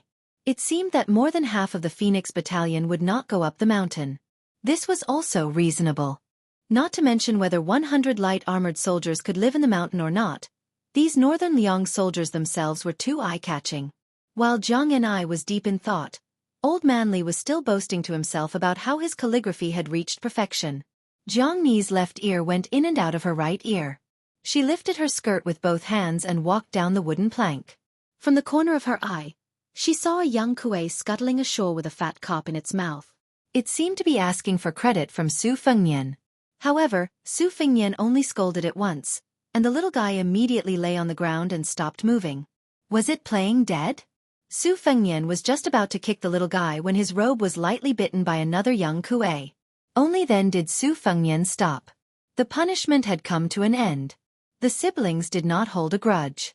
They happily followed behind His Royal Highness. Seeing this, Jiang Ni's heart ached. These 2 little idiots, why were they so gentle to Su Fengnian? Su Fengnian looked back at the spring god lake. His eyes were absent-minded. He muttered, We've arrived. The capital, Great Peace City. In the early morning, the sky was gray. 300 cavalrymen galloped over on the official road, kicking up dust. It was rumored in Jing that the king of Bailiang, Su Shao, was about to enter the city. This was the only city in the world with a population of 1 million. For a moment, the clouds were turbulent. The tall buildings on the main road were filled with all kinds of people. They just wanted to see the true face of Su Shao. Even if they could not see him, they would be satisfied just by looking at the carriages.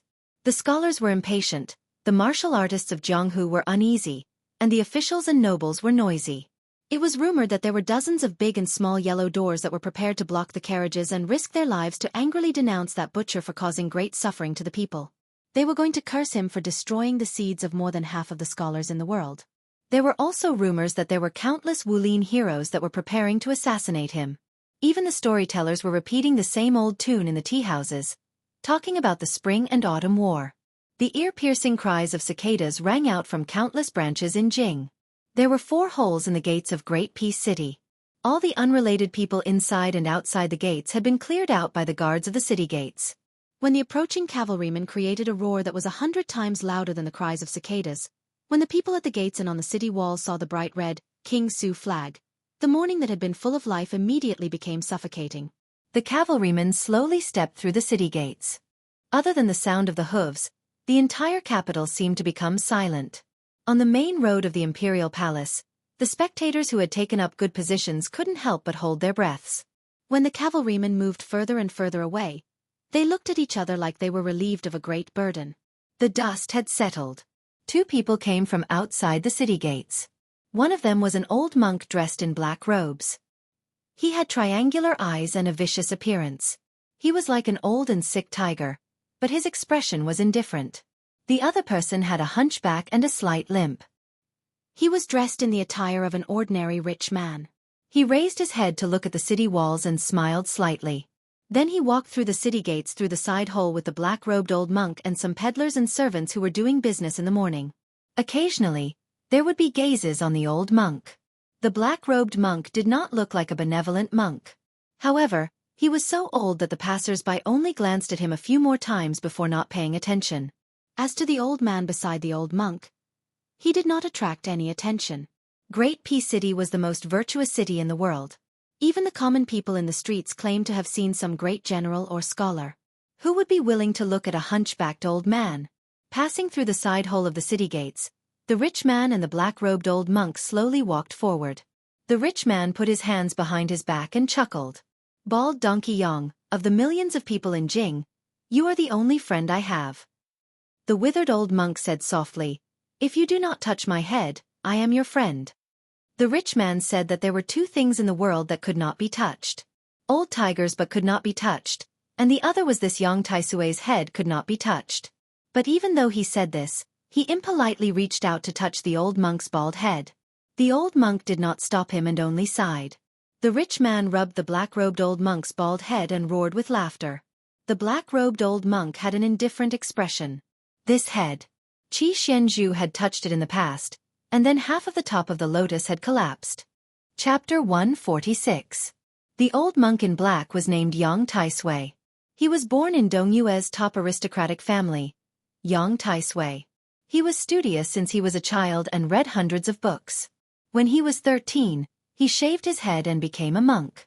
He read the classics of Confucianism, Buddhism, and Taoism, and was especially good at yin-yang divination.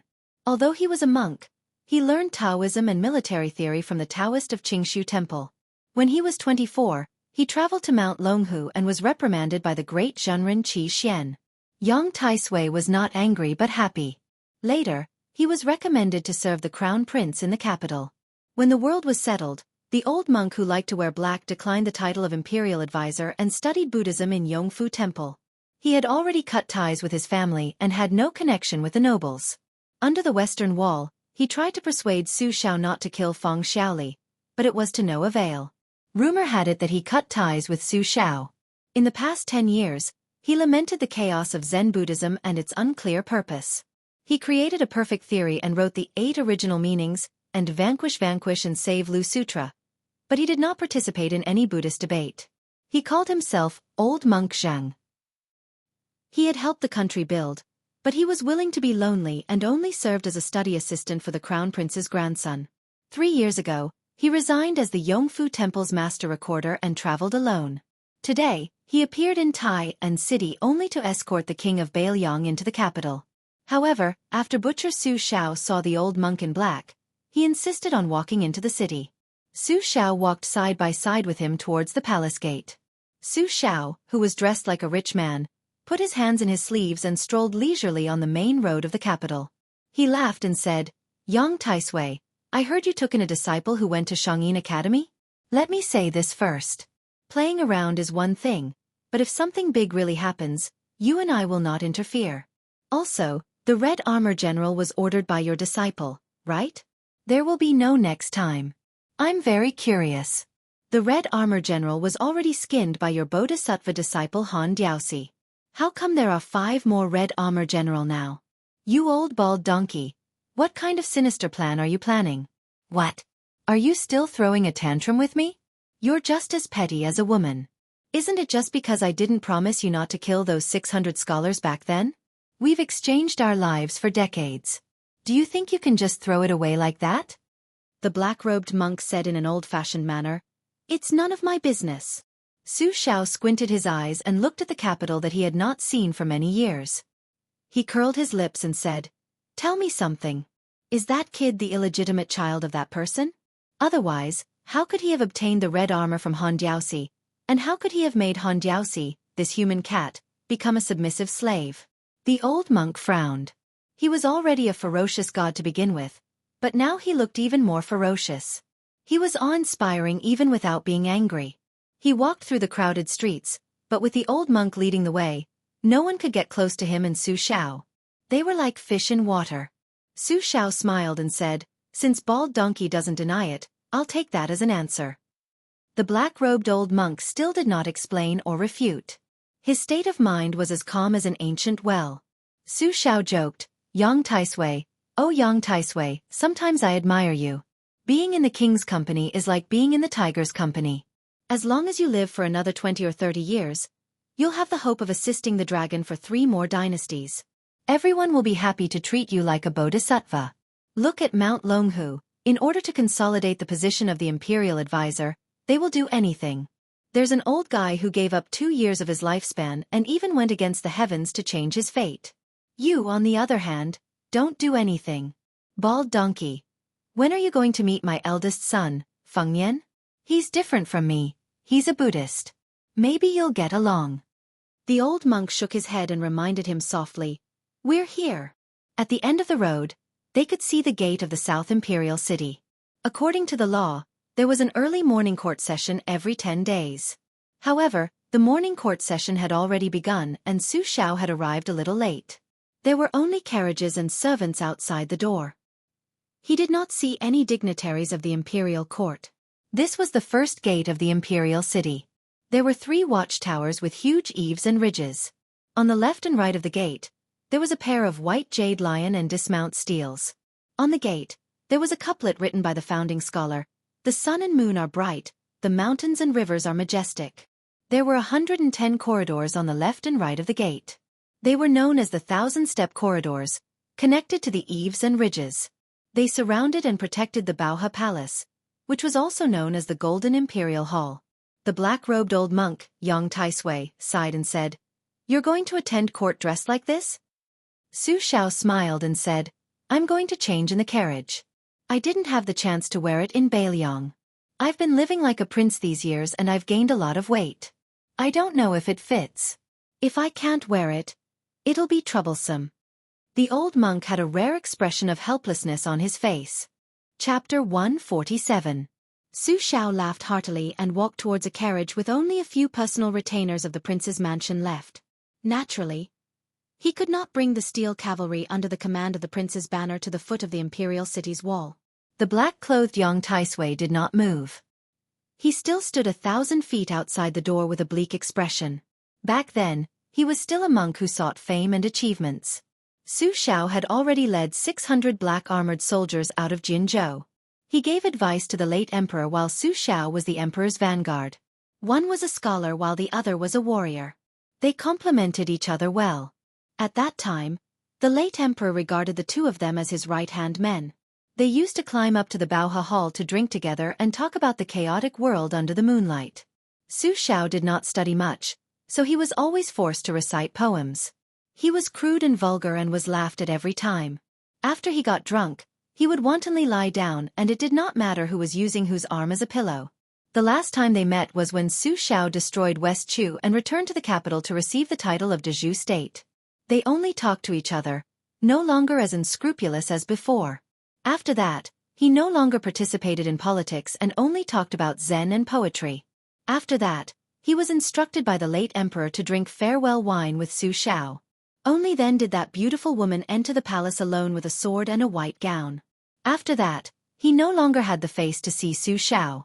Su Xiao was not far from the carriage when a carriage galloped towards him. The coachman was sweating profusely. Su Xiao waved his hand to signal Spear Immortal Wang Xiu's shitty, Han Lao's Han, not to worry. He leaned to the side and barely dodged the hooves of two big horses. He only signaled a master from the prince's mansion to take a prepared outer robe from the carriage and prepare to wear it to the morning court. Su Xiao did not mind the carriage's collision. However, the coachman from the prince's mansion thought that the hunchbacked old man was an eyesore and thought that he was some blind servant of an official in the imperial court. The master in the carriage was already late for the morning court because he was unwell. The master kept urging him all the way, causing him to be scolded countless times. Of course, his mood was extremely bad. In a fit of anger, he raised his whip and smashed the coachman. Su Xiao smiled and did not move. Han Lao's Han grabbed the whip, pulled the coachman down, and stomped on his chest. With a crack, 2 ribs were broken. A middle-aged Confucian scholar wearing a 4th-rank Yunyan civil official's robe came down from the carriage. Seeing that his servant was in trouble, he flew into a rage. Looking at the unfamiliar old man, he did not care about his manners and cursed loudly. Generally, he was angrily scolding which servant dared to be so arrogant and commit such a crime outside the imperial city. He pointed at Su Xiao's nose and asked him to report the name of the official in his mansion. When he went to court later, he would personally impeach the emperor. This Confucian scholar was a 4th-rank Confucian, the same rank as the prefecture overseer. He was the son of the crown prince's left concubine, and held a position in the eastern palace that made people jealous. Not only that, his father Lu Binzhong was the grand secretary of the Eastern Pavilion, an important official of 2 dynasties. In this dynasty, the most prestigious civil officials were the 3 halls and 3 pavilions. Although the Eastern Pavilion was at the bottom, the 3 halls and 3 pavilions were not full. Including the Wuying Palace, Wenhua Palace, and Yuan Pavilion, there were only 4. Lu Binzhong, as one of the 4, was an extraordinary honor. In addition, his brother, Lu Tiran, was the Yinqing Guanglu Daifu. The 3 of them were officials in the imperial court, which was a legend. Were it not for this, he would not have dared to casually speak of impeachment outside the gates of the imperial city. After all, officials who could participate in the morning court were not ordinary people. Su Xiao looked at the 4th-rank crown prince's left concubine spittle flying everywhere, and dismissed it with a smile. A retainer jumped off the carriage with a bundle and undid a corner of his court robe. The Confucian official from the Lu family glanced at it and subconsciously froze. Was this old man in front of him an official? But he had never heard of civil officials or generals wearing such a style of official robe. In this world, official robes were far more important than official manners. Once exposed and proven, the only outcome would be imprisonment and banishment. When the bundle was completely opened, the eyes of the Lu family's left concubine of the Eastern Palace widened. A python robe? That was a blue satin robe embroidered with a 5-clawed python. Since ancient times, python robes had been the robe of an elephant dragon. It was similar to the dragon robe worn by the emperor, but it lacked a claw. Like the dragon robe, the words, Jiang Yahai, were embroidered on it. The current dynasty clearly states that only the princes can embroider the 9 pythons and 5 claws. Only the imperial family can embroider the bright yellow and apricot yellow colors. The dragon python has 5 different postures: curving on the water, standing upright on the water, lying on the water of the 3 rivers, lying on the water of the 5 rivers, and lying fully on the water of the 5 rivers. There are strict regulations on which postures should be used at which level. The man surnamed Lu watched the old man put on the embroidered robe with the help of the servants and swallowed his saliva. Dragon python robe. The 5 claws of the 9 dragons were 1 more claw than General Gu Jiantang. The material of blue satin meant that he wasn't a member of the royal family. Was he a prince with a different surname? Counting with one's fingers, how many kings with different surnames were there in the dynasty? The old man was wearing a python robe that was unique in the entire dynasty. It was clear that he was going to attend the imperial court. What was more, other than wearing this terrifying python robe, he was also holding a saber. Who could carry a sword to court? Even if Lu was an idiot, he would know who the old man in front of him was. The king of Bailiang, Su Shao. After the hunchbacked old man put on the extravagant python robe and carried the Bailiang saber, he walked straight to the southern gate of the imperial city. The left concubine's son knelt on the ground with a thud. He no longer had any thoughts of attending the imperial court. He just kowtowed there with all his might, leaving a pool of blood on the stone floor. Su Shao, wearing a python robe, walked into the imperial city. The opening of the city gate was a little dim. After walking out, Ren 2 blocked the warm sunlight and squinted at the great hall in the distance. The 2 rows of officers in front and behind him all knelt on the ground. The eunuchs all acted as if they were facing a great enemy and yelled at the top of their lungs, "The king of Bailiang enters the palace!" The hunchbacked old man limped forward slowly, as if he didn't care that there was the emperor, Grand Secretary Zhang Julu, General Gu Zhentang, and all the civil and military officials waiting there. He silently counted his steps and finally walked up the steps. Looking back at the city gate, he smiled and muttered to himself, "I'm old." Chapter 148. The person playing host on Mount Lao was a former Bailiang army officer. His military exploits were not prominent, but after entering the business world, he began to soar and become the richest in the province. Even those 10-generation aristocratic families could not compare to him. He was known for his extravagant lifestyle. He once competed with a person with an imperial merchant background in the province in terms of wealth and attracted countless curses. His saliva was comparable to half of the spring god lake. This old soldier who had led Su Zhao's horse in the past was not conspicuous at first glance. He was dressed like an ordinary person and did not have any arrogance to speak of. When he saw His Royal Highness, his eyes filled with tears and he knelt on the flat ground of the ferry. No matter how Su Fengnian supported him, he was unwilling to get up. He just knelt on the ground and sobbed. Behind him, his wife and family members were dumbfounded. Su Fengnian knew the inside story. This old man surnamed Wang was not only admiring of the king of Bailiang, but he also revered the Wang Fei from the bottom of his heart. He was one of the lucky few old soldiers in the Bailiang army, who had personally seen His Royal Highness draw his blade at a young age. Although he was called a little soldier leading a horse, the Su family did not view him as a servant. The people who came from the Bailiang army had 2 extremes. They either struggled at the bottom and had a headache over the basic necessities, or they had a high position and wealth that was truly unattainable. This had to do with the dynasty's complex psychology of the Bailiang army. It was mixed with fear and jealousy, so there was a lot of rejection. This caused those who were labeled as part of the Bailiang army to hold back their resentment after losing the protection of the Iron Cavalry. It was not easy for them to put in more blood and sweat and finally achieve success. Often, their family, business, and politics would be especially cruel and ruthless. Wang Linquan, who was kneeling in front of Su Fengnian, was an example. In the Wang family, the family law was far more important than the national law. Governing the family was like governing an army. There was once a daughter-in-law who spoke carelessly and was directly kicked out of the family by Wang Linquan, regardless of the aristocratic family behind the daughter-in-law. Even her son was dragged to the ancestral hall to be whipped. Therefore, when the members of the Wang family saw the temperamental and shrewd head of the family kneeling in front of a young master, they were all scared out of their wits. The king of Bailiang and His Royal Highness would rest at Mount Mao midway during their travels. Naturally, only the local snake king of Mount Mao, Lin Quan, knew about this. All of this was secretly arranged by Lu Chou'er, and there was no room for error. Su Fengnian looked up at a huge jade guanyin holding a vase at the peak of Mount Mao. It was said that Wang Linquan spent millions of silver taels and took 10 years to build it. This guanyin in the pure vase stepped on a yellow dragon and had the glare of a Vajra Bodhisattva. Wang Linquan finally stood up and wiped away the tears on his face. He bowed and led the way for His Royal Highness. His posture was the same as when he led the horse for Su Shao. Today, even if Wang Linquan was rich, he would never forget his roots. Wang Linquan saw that His Royal Highness kept looking at the guanyin statue at the peak of the mountain.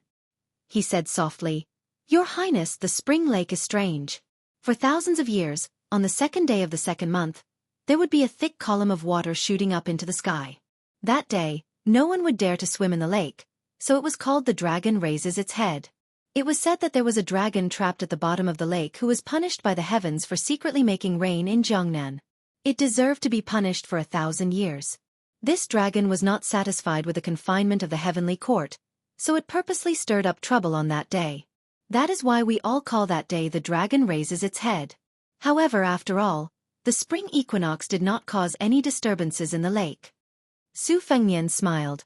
On the second day of the second month, the horned mansion appears. The eastern azure dragon first reveals its lofty appearance. That is when the dragon raises its head. Therefore, there is a saying in ancient books that dragons ascend to the heavens during the spring equinox. Your Highness is knowledgeable. Wang Linquan, who was rich, praised from the bottom of his heart. He was not flattering him. The status of merchants in the dynasty was not high, but at Wang Linquan's level, even if he sat at the same banquet as the prefecture overseer, there was no need for him to bow and scrape. Wang Linquan was known for his seriousness and vengeance. It was as difficult to ask him to sing praises of virtue as it was to ask him to be compassionate. As a result, once he praised someone, whether it was a scholar who had written a splendid essay or an official who cared about the people, they would all be overjoyed and very confident. So similar, Su Fengnian said softly. Aren't you afraid that there will be gossip in the imperial court? That it will affect your business? Earning 1 million or 10 million makes no difference to this lowly one. My children and grandchildren will have their own fortune. Since I can already provide for them to live without worry, this lowly one has no shame to my ancestors, Wang Linquan said with a smile. You are rather open-minded. Su Fengnian retracted his gaze and teased. It's all superficial knowledge that I learned from the great general and Wang Fei. I can't live up to your highness's open-mindedness. Wang Linquan's face was full of shame. The courtyard of the Wang family residence was deep, with pavilions and terraces, small bridges, and flowing water. It was a scene of Jiangnan's misty rain. The residence was still some distance away from the peak of the mountain, requiring 15 minutes on foot. After arranging accommodations for Yu Yue and the others, Su Fengnian and Blue Bird headed for the White Jade Guanyin constellation. Wang Linquan had his youngest daughter, Wang Chudong, lead the way. This 28-year-old girl who was born in Jiangnan wore a gown that revealed half of her soft bosom. Her upper chest and back were bare, draped in a transparent gauze. Her undergarments were faintly discernible. The quality of the silk brocade was extremely exquisite and gorgeous. This sort of dress was originally only popular in Dongyue. Now that it had been accepted by the noblewomen of the dynasty, and the famous poets had contributed charming phrases such as, leaving the white snow on the bosom for a long time, the dress became more and more popular, and the girl's posture gradually became bold and unrestrained. Chapter 149. Wang Chudong, the unbetrothed daughter of a rich family, stared at Su Fengnian with her eyes wide open. She was not shy at all. Now, she was chattering non-stop like a little oriole.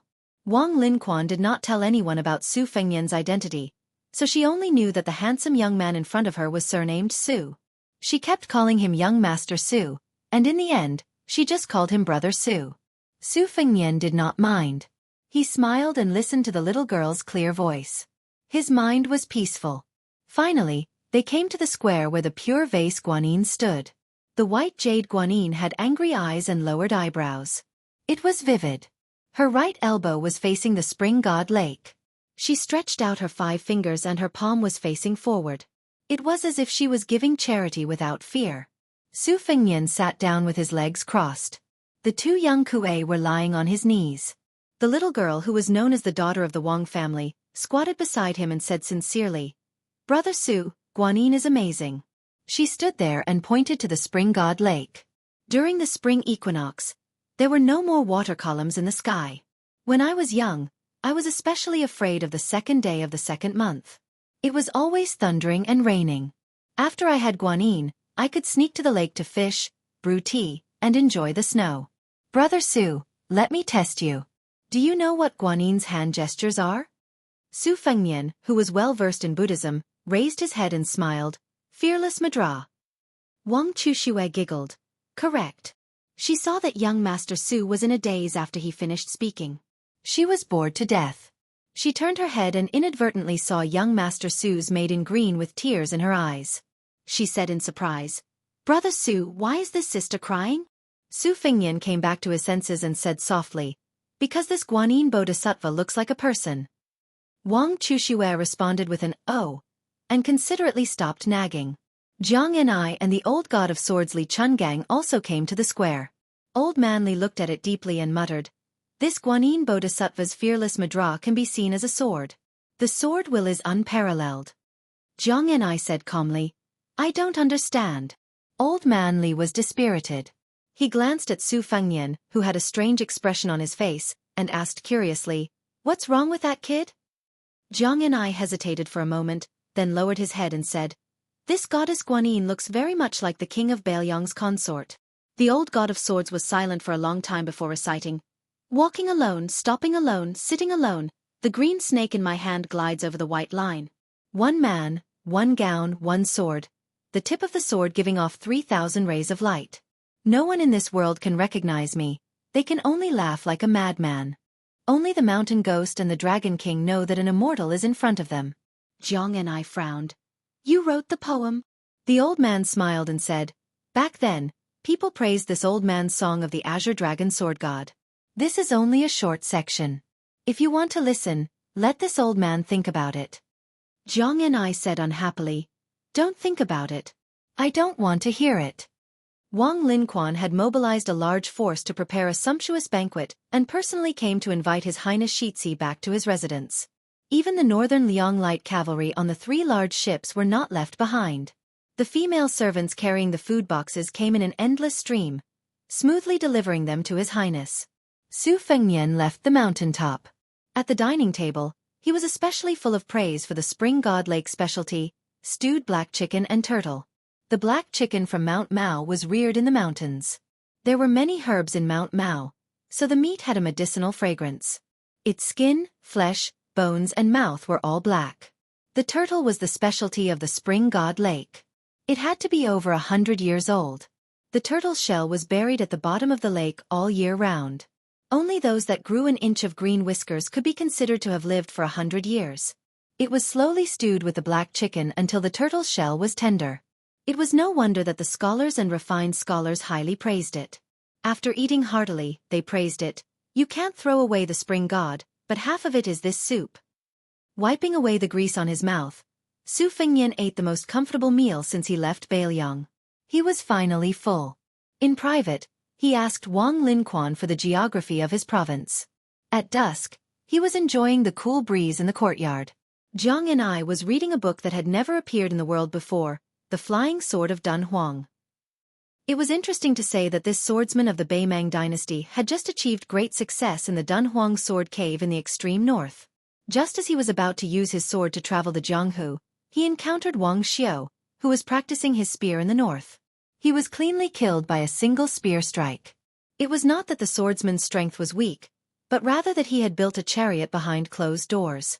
His swordsmanship was like a castle in the air, and he lacked the sharpness of a real battle. Fortunately, the nameless swordsman had been practicing his sword while writing his insights. Only then did he come up with this immortal-like, The Flying Sword of Dun Huang. At first, Su Fengnian chose this book because he felt that the name was domineering. He did not expect that the old god of swords would be so picky, and only said that this book was passable.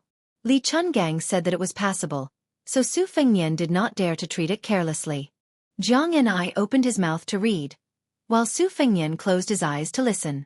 Su Fengnian remembered that Li Chungang had said that he would fight against Lu Qiantang. It was time for him to give it a try. He did not want to learn from the swordsman who wrote The Flying Sword of Dun Huang, and die prematurely just after entering the Jianghu. Why would Su Fengnian risk injury to go to sword maniac Wang Xiaoping's purple bamboo forest to ask for a beating when he was practicing his blade on Mount Wudong?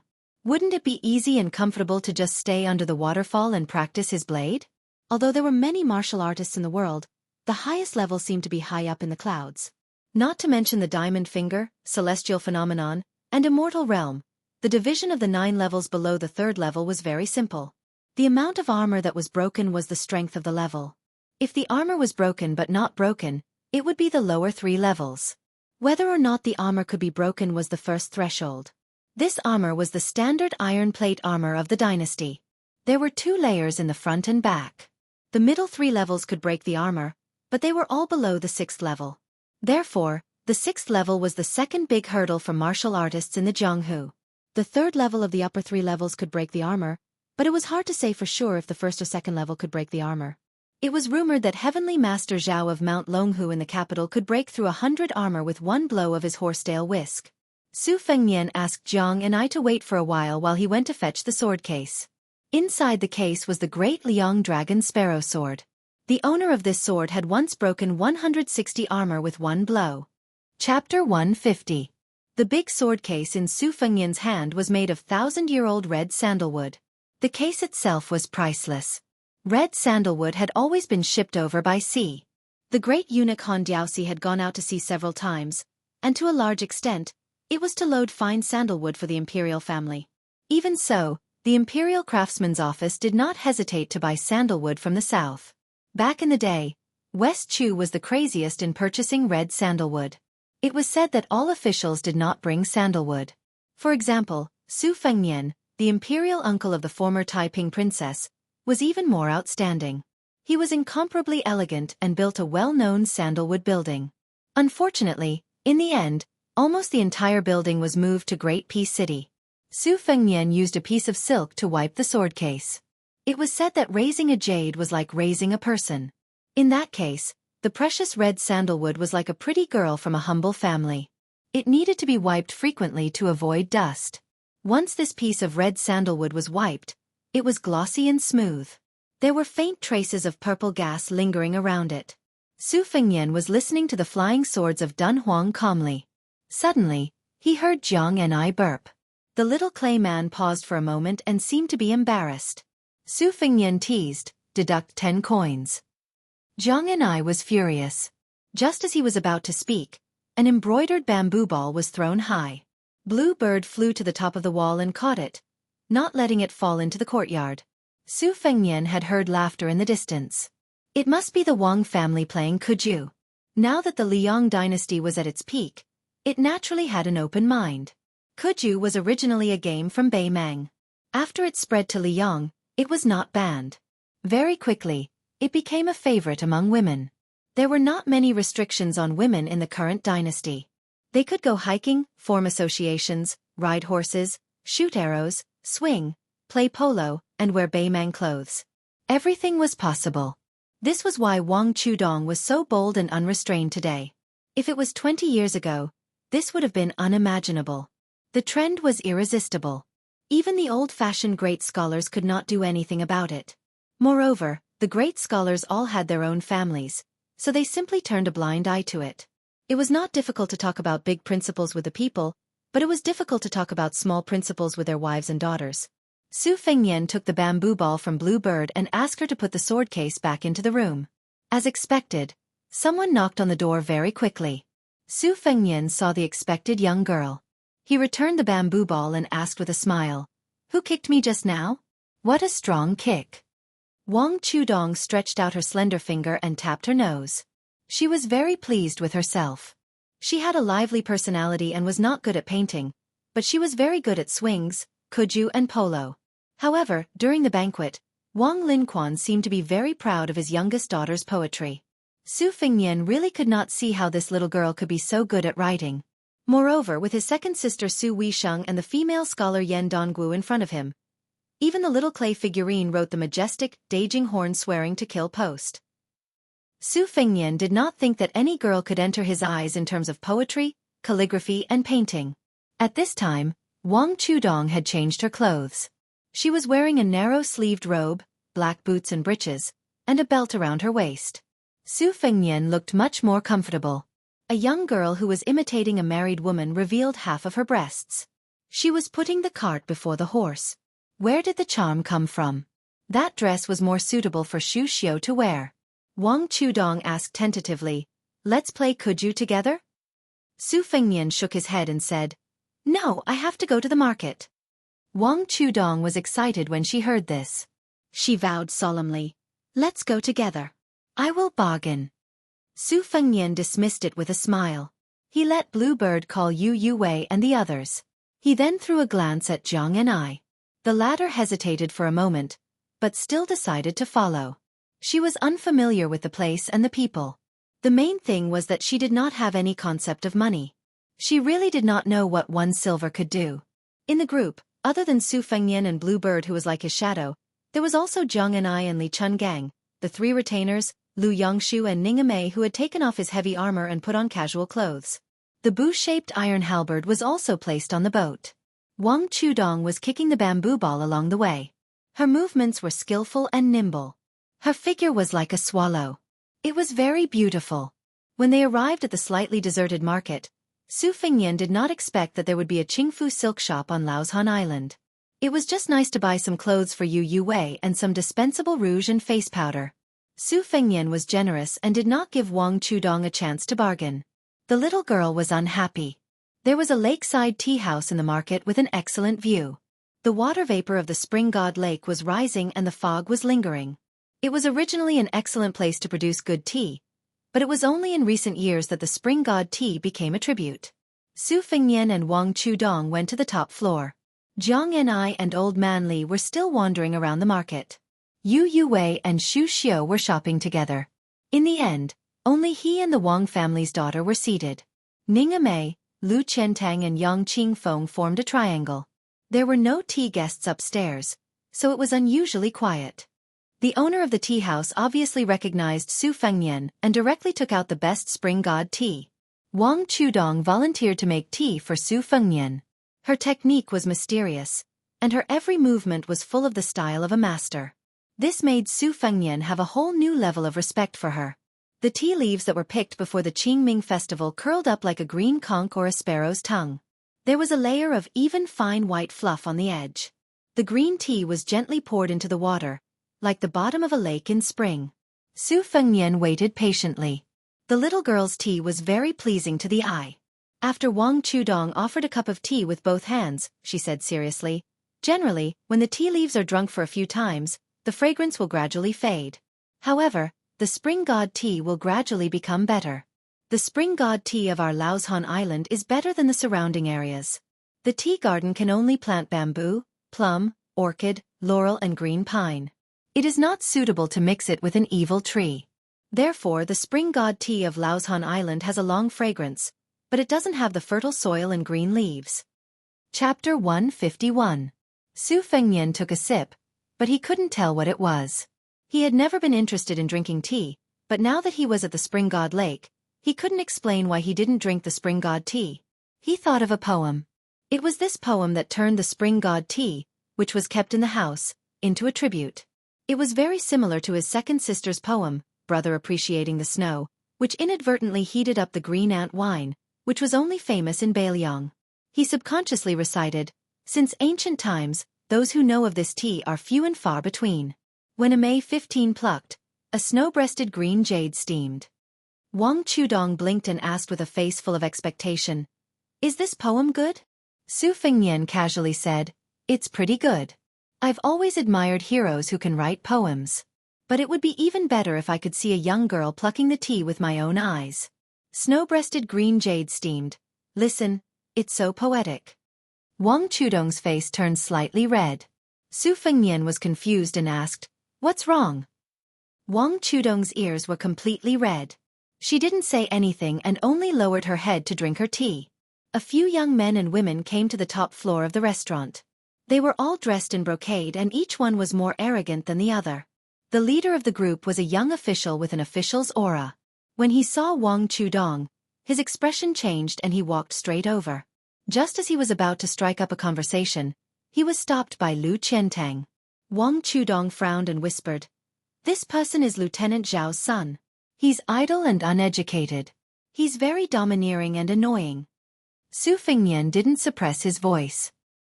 He squinted his eyes and smiled. "Lieutenant? What rank is he? Is he a third-rank official?" Wang Chudong couldn't help but smile. Her eyes were full of spirit. The gloominess and irritation she felt were swept away. She cooperated and said, "Not really, not really. He's only a fourth-rank official." However, she was still a descendant of a rich family who grew up in the dangerous bureaucracy. She wasn't ignorant of the ways of the world. She quietly reminded, "This guy's sister is married to the prefecture overseer as a concubine. The people around him are all sons of Qingzhou's big families. Let's just ignore them." The fourth-rank general's son had always admired the Wang family's youngest daughter. Her father, Wang Linquan, was the richest man in Qingzhou. He was known as the Hall of Gold and Jade. Half of Mount Lao was the Wang family's private property. They were also involved in the most profitable salt and iron business. Wang Linquan especially doted on his daughter. He hated that he couldn't pick the moon for her. Back then, when he was competing with others to show off his wealth, Wang Linquan covered the pond in Mount Lao's residence with a glass mirror that was worth 10 gold. He invited Qingzhou's high officials and dignitaries to admire the moon together. He and his father were present at the scene and were stunned. Furthermore, Wang Chudong, this little girl, wasn't simple. When she was young, there were several eminent monks and Taoist masters who read her fortune. They all said that this girl was indescribably honorable. The popular spring divine tea came from her mouth. It was said that even the imperial concubines in the palace were full of praise and personally told His Majesty the Emperor. Thus, the spring divine tea became a tribute.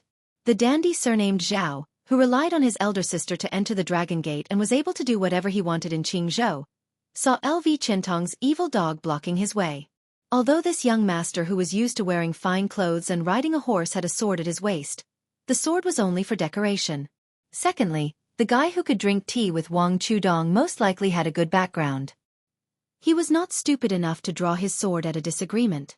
If dandy were to kill each other indiscriminately like this, the world would be in chaos. Thus, he squeezed out a smile and prepared to test the waters. He pretended to be familiar and said with a smile, "Chudong, who is this friend?" Who knew that Wang Chudong bluntly said, "Who are you to call Chudong? I'm not familiar with you." Su Fengnian, who wished for the world to be in chaos, nodded his head and said, "Yes, Chudong is only familiar with me." The two looked at each other and smiled. This tacit understanding was too much of a slap in the face. The dandy surnamed Zhao said gloomily, "Wang Chudong, don't think that I can't touch your father." Wang Chudong clenched her teeth. Just as she was about to poke this fox borrowing the tiger's might, Su Fengnian frowned and said, "You are the son of the king of Jing and Zhaohang?" Everyone was dumbfounded. What was this? Why did it involve the king of Jing'an? The dandy of Qingzhou couldn't help but look at each other. The dandy surnamed Zhao, who had the same surname as the 6 kings, but had no relationship with them, laughed and said, "You dare to call the king of Jing'an by his name?" Su Fengnian wasn't interested in drinking tea. He just wanted to sit here and enjoy the scenery. He didn't expect to meet these idiots who ruined the scenery. He looked at Lu Qiantang indifferently. The latter didn't say anything and kicked the dandy surnamed Zhao to the wall. The people who only bullied others and had never been bullied hurriedly helped their accomplices and left the tea house. What else could they do? They could only call the servants to gang up on them. If they couldn't beat them, they could only use their parents' family. How could Su Fengnian, who was cursed as the leader of Bailiang, be unfamiliar with this? Wang Chudong slightly opened her mouth. The sparrow tongue in her mouth was more delicate than the one in the cup. Su Fengnian smiled and said, "Drink tea, drink tea." Wang Chudong, in turn, comforted Su Fengnian. She raised a bright and carefree smile and said softly, "It's okay. Even if the sky falls, my father will hold it up." The little girl seemed to have forgotten that her father had knelt in front of the dandy in front of her. Su Fengnian drank a mouthful of tea. Wang Chudong moved her little head closer and said mysteriously, "I'll take you to the lake, but you can't go back and tell my father." Su Fengnian agreed and was pulled downstairs by Wang Chudong. They went to a secluded place by the lake. The little girl stood on a rock and whistled a series of times. Su Fengnian waited and waited. After waiting for half a cup of tea's time, he still didn't see any movement. Wang Chudong was a little embarrassed. She blushed and said, "Maybe it's still napping. It's the same as me. It loves to sleep." Chapter 152. Su Fengnian saw that Wang Chudong's cheeks were swollen and red, but she still did not give up. She looked very cute. He stood on the cliff by the lake, the cool breeze brushing against his face. He was wearing a white robe with wide sleeves, and there was a red sandalwood hairpin in his hairbun. He stood with his hand on the knife, looking even more handsome. Wang Chudong carefully stole a few glances, but she always felt that she could not see enough. This girl was probably going to have her first awakening of love. She was born in a rich family where pearls were as valuable as earth, gold, and iron. Since she was young, she was the moon surrounded by stars. Moreover, the masters all said that the little girl was extremely honorable. Wang Linquan, who was strict with his family, was only obedient to this daughter. The rest of her brothers and sisters also doted on her. With so much love, Wang Chudong was able to write Spring Tea without any worries. At the time, she was only 6 years old. When she was 14, she wrote The First Snow in the East Wing, that made countless daughters of noble families shed tears. Scholars praised this poignant novel as The First Snow in the East Wing, especially at the end of the story where a girl said that she hoped all the lovers in the world would be married. Just this sentence alone was better than 1,000 books. Although it was wantonly criticized by the great scholars of Jiangnan for not conforming to etiquette and misleading children, and there were also people who suspected that this novel was written by Wang Linquan, the 10-year-old girl who did not leave the Spring God Lake was always so maverick. She always liked to sleep and play. When she was tired from playing on the swing, she was in a good mood, so she wrote a few hundred words of the epilogue of The East Wing. It was rumored that as long as Wang Chushue started writing, no matter how many words she wrote, they had to be sent to the palace on horseback to be handed over to the concubines who were obsessed with The East Wing. There was also a secret rumor that after Wang Chushue wrote to the death of the beauty who said the famous sentence, a concubine in the palace wrote to her with tears in her eyes, begging her to be merciful and not be so heartless. However, little Wang Chushue was not soft-hearted and firmly did not change a single word. When The Eastern Wing was finally published, it was the festive spring festival, so much so that none of the young ladies and madams in Qingzhou smiled that year. Many envious scholars, who had studied the books of the sages for decades but could not make a name for themselves, called it a once-in-100 years strange event in the literary world. A scholar who was good at writing erotic poems in the boudoir did not hesitate to consider himself half a descendant of Wang Dongxiang. He highly praised the book, Dongxiang, and said that this book described the love between men and women, and did not leave any room for future generations. That poet was in his 50s, yet he was bowing and scraping to a girl who was not even 18 yet. Naturally, he had a mixed reputation.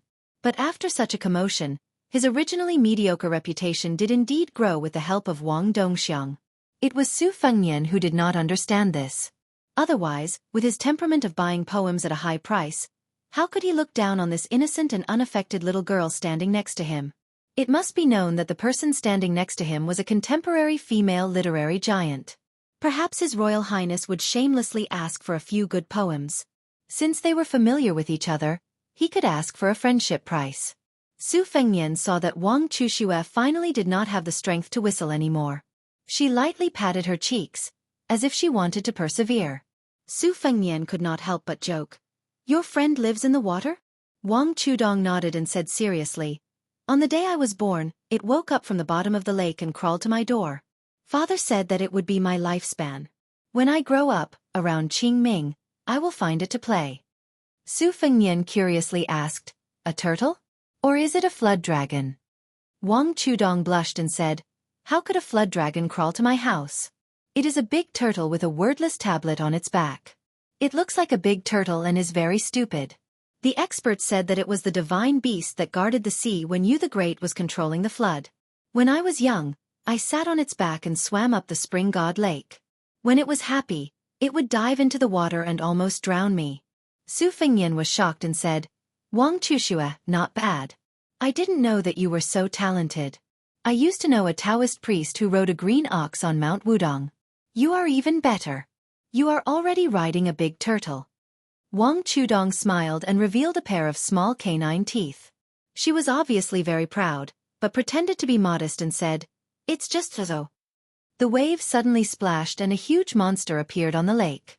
Its shell was 20 feet wide and it carried a big tablet. In Shuowen Jiezi, it was recorded that the turtle was the biggest of the beetles. Su Fengnian carefully read a brief introduction to the scenery of Shenzhou and Tianlushiyu because of the snow-white spear falcon. The latter's dragon breeding chapter had a detailed description of the turtle. Turtles like to sleep, especially the Kuei turtle. They did not come out of the water unless it was in a chaotic time. Now with the Kuei turtle that was chopping the waves, Su Fengnian had 6 Fengnian and a pair of young Kuei. As for the divine creatures that he had heard of, the top one was the red-crowned crane left by the sword immortal Lu Zhu on Mount Wudong, and the black tiger that listened to Qi Xuanzhen's scriptures for more than 10 years. Su Fengnian hugged Wang Chushue's slender waist and floated down the cliff to the turtle's back. The little girl could swing up to 3 stories high. The onlookers were all shocked, so of course they were not afraid. Su Fengnian stood on the turtle's back and thought it was ridiculous. He looked at the tablet and found it was really blank. The turtle's ancestor was so huge that it was like a small boat. Su Fengnian estimated that it would be fine even if a dozen strong men stood on it. Tianlu Shiyu mentioned that riding the Kuei turtle with a tablet could lead to the celestial mountain on the sea. The emperors of the past dynasties had spared no effort to find its trace in the rivers and lakes. The leader of the eunuchs, Han Diaoxi, went to the sea to buy sandalwood. He might have the intention to find the celestial mountain. Wang Chuxue squatted on the turtle's back and patted its head affectionately. She said, "Big Black, let's go play in the middle of the lake. Remember not to be seen." The turtle slowly swam in the lake, as steady as Mount Tai. Su Fengnian said softly, "Chuxue, you shouldn't let other people know that you can attract the camel tablet turtle. Otherwise, it will cause trouble." Wang Chuxue, who was hitting the turtle's head, turned her head and said, "You are not an outsider." Su Fengnian smiled and said, "We just met for the first time. How can I not be an outsider? I really wonder why you haven't been abducted by others until now." Wang Chuxue made a face and said, "I know you are His Royal Highness, Su Fengnian. Other than the ancestors of heaven and earth, only the Great Pillar State can make my father kneel. The last one is you. I'm not stupid." Su Fengnian was relieved. He always felt uneasy when someone was trying to please him for no reason. No matter how handsome he was, it was unlikely that a young girl would fall in love with him at first sight. If it was because Wang Linquan had been beating around the bush for more than 10 years, it would make sense. With Su Fengnian's temperament, he must have made up his mind to stay with Wang Chuxue and leave Ning Mei and the others aside. Su Fengnian had a headache and said, "Then you dressed like that at the ferry in the morning. Did you want to prove whether that infamous His Royal Highness is really greedy for women's plump bodies?" Wang Chuxue didn't hide it. She nodded with a smile and said, "It's okay. Your eyes are just a little strange. You don't look like a lot of good-for-nothings who come to Mount Lao to play. Those silk dresses, thin blouses, and silk underwear were all borrowed from my big sister. I thought I would look good in them. Alas." Su Fengnian bent down and rubbed the little girl's head. He comforted her and said, "They are ugly, but when you grow up, you will look good in them." Wang Chuxue, who was squatting, said with a bitter face, "I won't grow tall." Su Fengnian laughed and took 2 steps back. He leaned against the stone tablet and felt a chill on his back. He placed the embroidered winter-spring thunder on his knees and looked at the night view of the lake. The 800-mile-long spring god lake seemed peaceful now, but it was hard to imagine that it was full of smoke and fire in the past. Some people were heroic with their feathered fans and silk headscarves, while some were dejected and defeated dogs. One could reach the ghost town of Xiangfan by boat on the lake. Who was the 36,050 grand ritual of the cycle for? The court only heard of the king laughing when he won, and never heard of the defeated crying. Take the girl's father, Wang Linquan, for example. If he didn't have a treasure bowl in his hand, no one would have bothered to find out that Wang Linquan was the one who led Su Zhao's horse. It was interesting to say that few people in the Bailiang army had a good ending, but those who led the horse for the butcher were mostly rich and powerful. While Su Fengnian was lost in his reverie, Wang Chuxue had finished fooling around with the big turtle, so she sat facing His Highness in a daze.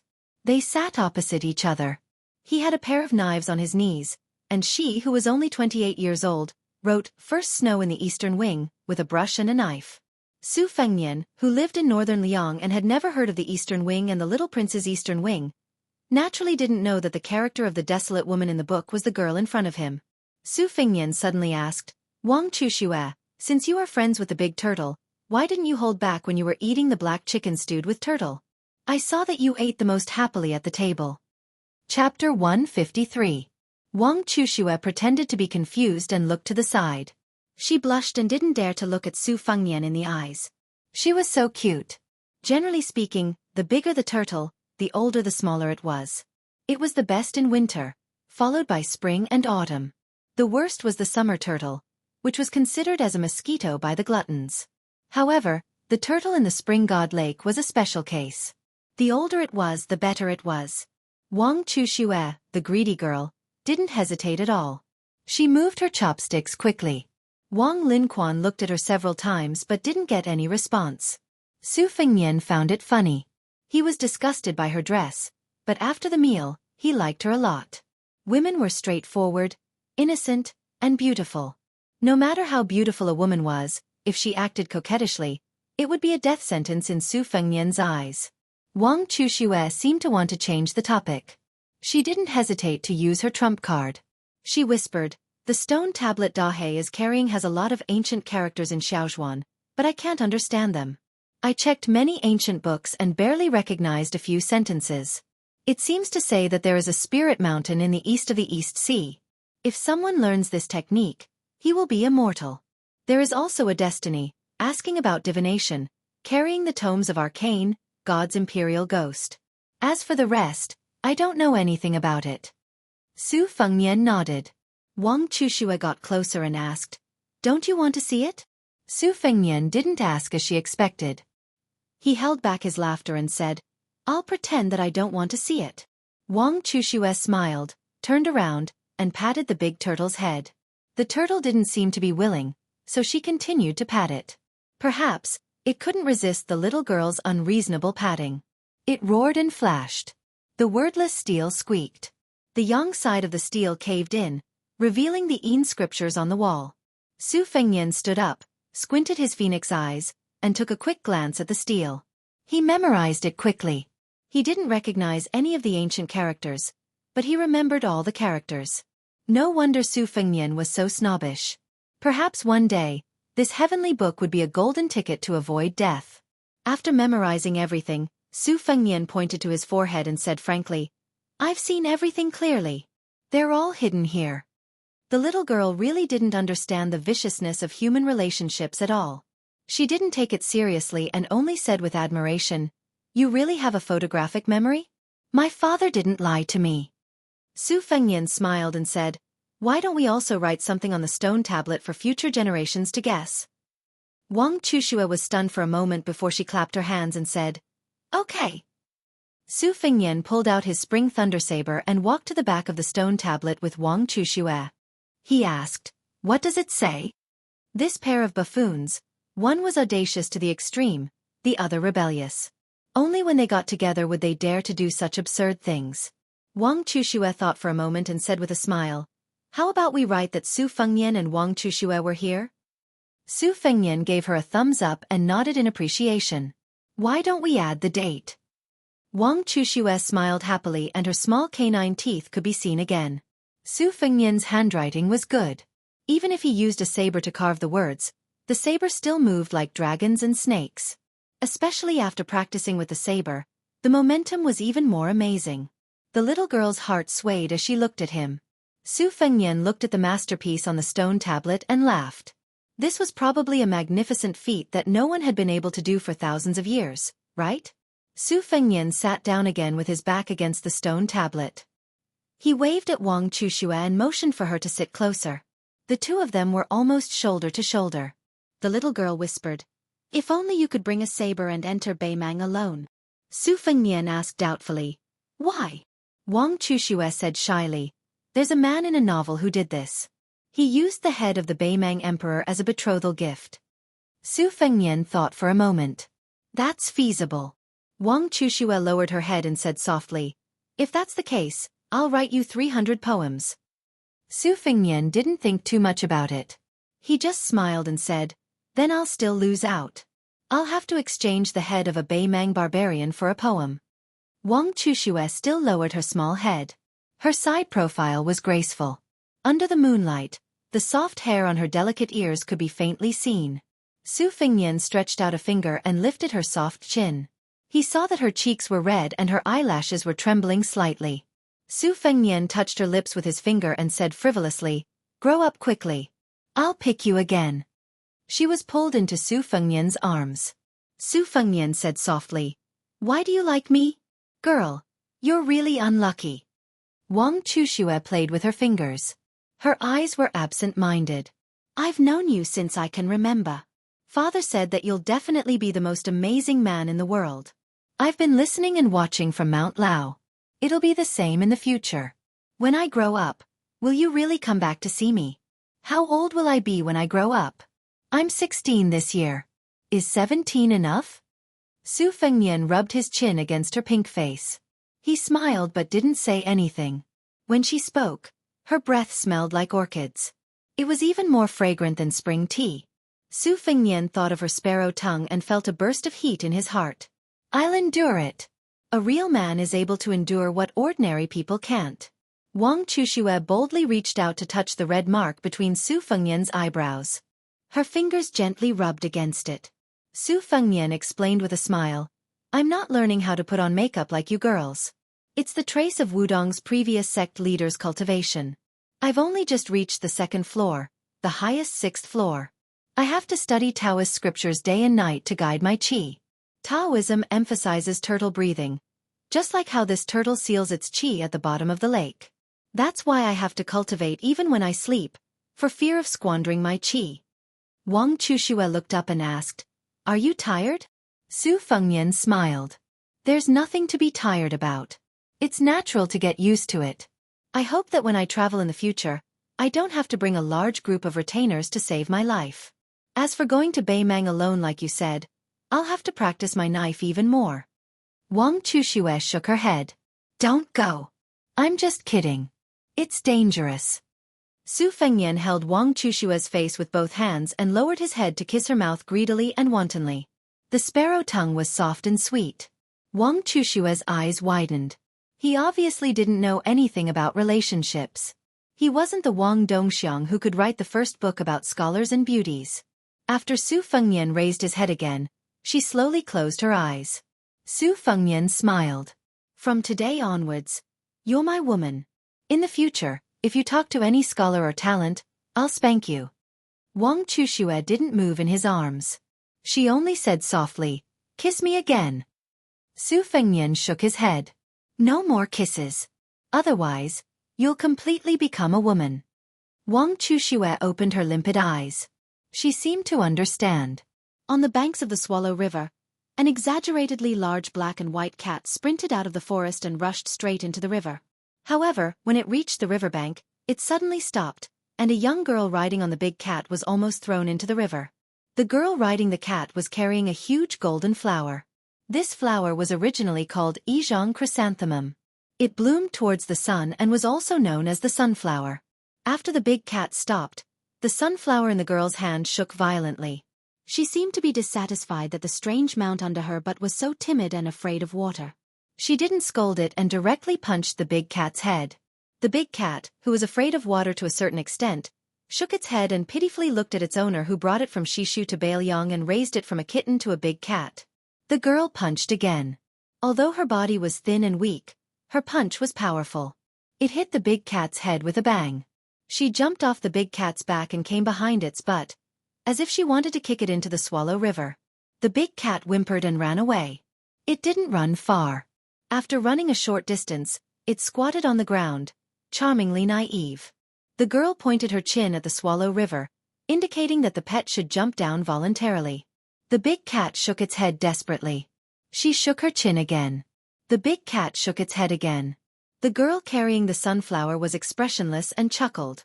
The big cat knew that it was not good, so it rolled on the ground and begged for mercy.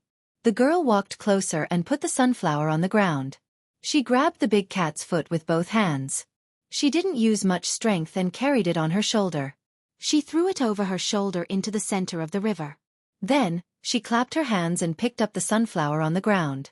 The big cat smashed a column of water into the sky in the Swallow River.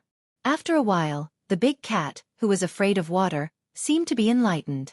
It flapped its 4 paws and swam freely in the Swallow River. It changed various positions and was very happy. The girl jumped onto the big cat's back and sat down.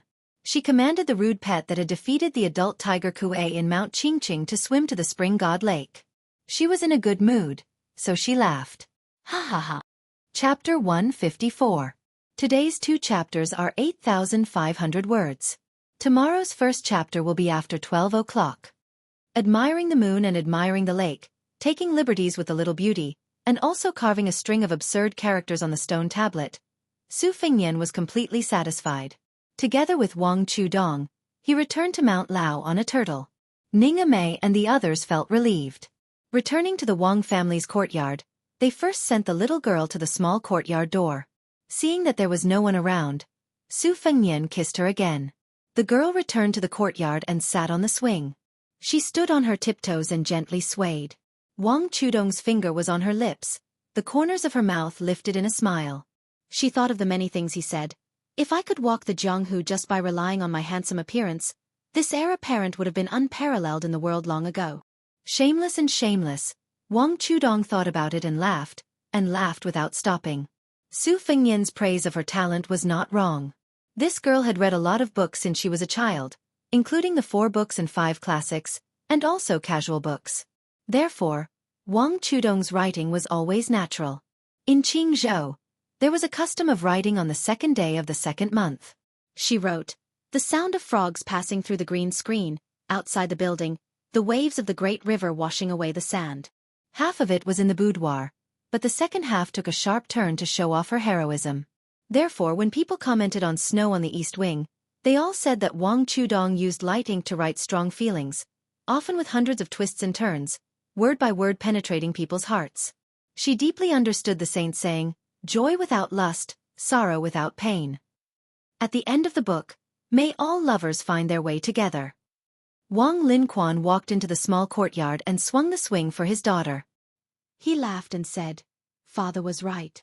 His Royal Highness is clearly a clever person. Like I said, the son taught by the great general in Wang Fei can't be too bad. Hey, that year His Highness was already holding a saber. Today, seeing 2 sabers in your hands, I am very gratified. Father hates seeing those self-proclaimed gentle, courteous, and thrifty Confucian scholars in Qingzhou. They are far less straightforward than His Highness. I heard you hit Commander Zhao's son in the tea house? Well done. If you don't hit them, they won't learn from their mistakes. I was just thinking of using money to make these guys see if a woman's pillow talk is more powerful than real money. Wang Chudong nodded, turned his head and said, Father, I won't write the epilogue of East Wing. Wang Linquan sat on one side of the swing and said kindly, if you don't want to write, then don't write. Otherwise, the concubines in the palace won't miss you as if they've been possessed. The little girl mischievously said, there will definitely be people who will say that my talents have run out. Wang Linquan laughed heartily and said, that bunch of poor and pedantic scholars have nothing better to do. They can't hold a brush to write a good poem. They can't mount a horse and lift a saber to kill the enemy. Why should I care about them? My daughter scolding them is already giving them a lot of face. Before Wang Linquan left, he said earnestly, Daughter, it's still too early to make a private commitment. Wait for another 2 years. Wang Chudong, whose face was flushed red, waved his small fist. Wang Linquan came to His Royal Highness' small courtyard and knocked on the door. He saw His Highness sitting in the middle of the courtyard with a red sandalwood sword case on the table. Only the maidservant Bluebird was standing to the side. Su Fengnian was just about to get up when Wang Linquan said in a panic, Your Highness, you don't have to get up. This old servant doesn't dare to accept. Su Fengnian didn't say much. The difference in status and etiquette couldn't be dispelled with just a few words. After Wang Linquan sat down, he carefully looked at the sword case that he didn't dare to forget for so many years. After all the old soldiers left the Bailiang army, there were a few things that they couldn't forget. When he was in the barracks, there was an invincible Su flag. Wang Linquan was a real soldier of Su Shao and was fortunate enough to see and remember more things. One of them was the sword case on the table. The sword case was hidden in the sword case. In Wang Fei's hands, it could be described as 10,000 li grieving wind, one cold sword. It was worthy of being called the first sword in the world. There was a poem in the previous generation that said, one sword light 30 provinces, Gang Qi shooting bull.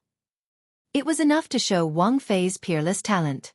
Wang Linquan's eyes filled with hot tears as he looked at the sword case. These years, he was stained with the stench of money. But in the dead of the night, every time he thought about the general's ferocious army and throwing 100,000 horse whips into the river, he would be extremely excited. It was this spirit that supported Wang Linquan until today. Su Fengnian slowly closed his eyes and brushed 2 fingers across the sword case. There were 18 words engraved on the sword case. It was his mother who had personally written them. His mother was the previous sword crown of the Wu family. Although she had betrayed the family for Su Shao, many of the rules were still followed. After she passed away, the armored sword attendant Zhao Yute guarded the grave and buried the sword. It wasn't accurate to call it a cenotaph. The Wu family's sword tomb was fully deserving of being called a sword tomb. Cultivators did not respect the way of the heavens. Even if they cultivated until their hair turned white, they still couldn't enter the way of the heavens. so on and so forth. If a swordsman didn't respect or feel close to his sword, most likely his realm wouldn't be very high. Although Dong Tai, who had carried the great cauldron of swordsmanship for Li Chungang, casually carried a peach blossom branch and seemed unrestrained and not proper as an expert, Dong Tai had already made it clear that it wasn't that he disdained to carry a sword. It was just that there were very few opponents in the world who were worthy of him using a sword. Wang Xianji was one of them, and Chao Guanzi and the like were only half a match. Su Fengnian's journey this time wasn't simply to vent the resentment he'd held in for 3 years. Other than secretly drawing the geography of several thousand li, it was also to connect with Wang Linquan and the other former Bailiang subordinates. These weren't imparted to him by Su Xiao, who was publicly acknowledged in the dynasty as a lovable father who never nagged Fengnian about how to act and how to conduct himself. Ren Tu only allowed His Royal Highness to cause trouble, and then happily cleaned up his son's mess. His Royal Highness had groups of retainers and death warriors under his command. Why did he have to practice the blade alone? He didn't really want to simply be a fierce general who charged and broke through enemy lines. For this kind of thing, he had a younger brother, Huang Manor, who was born with divine strength. In the future, Su Longxiang would carry the blade. Who could compete with him? No matter what, it wouldn't be Su Fengnian's turn. Was it for old Huang's sake? Did he want to retrieve the sword case at the top of Martial Emperor's city for the old servant who had lost his front teeth? Part of the reason was, but the most secretive was the most difficult thing for the Su family to let go of.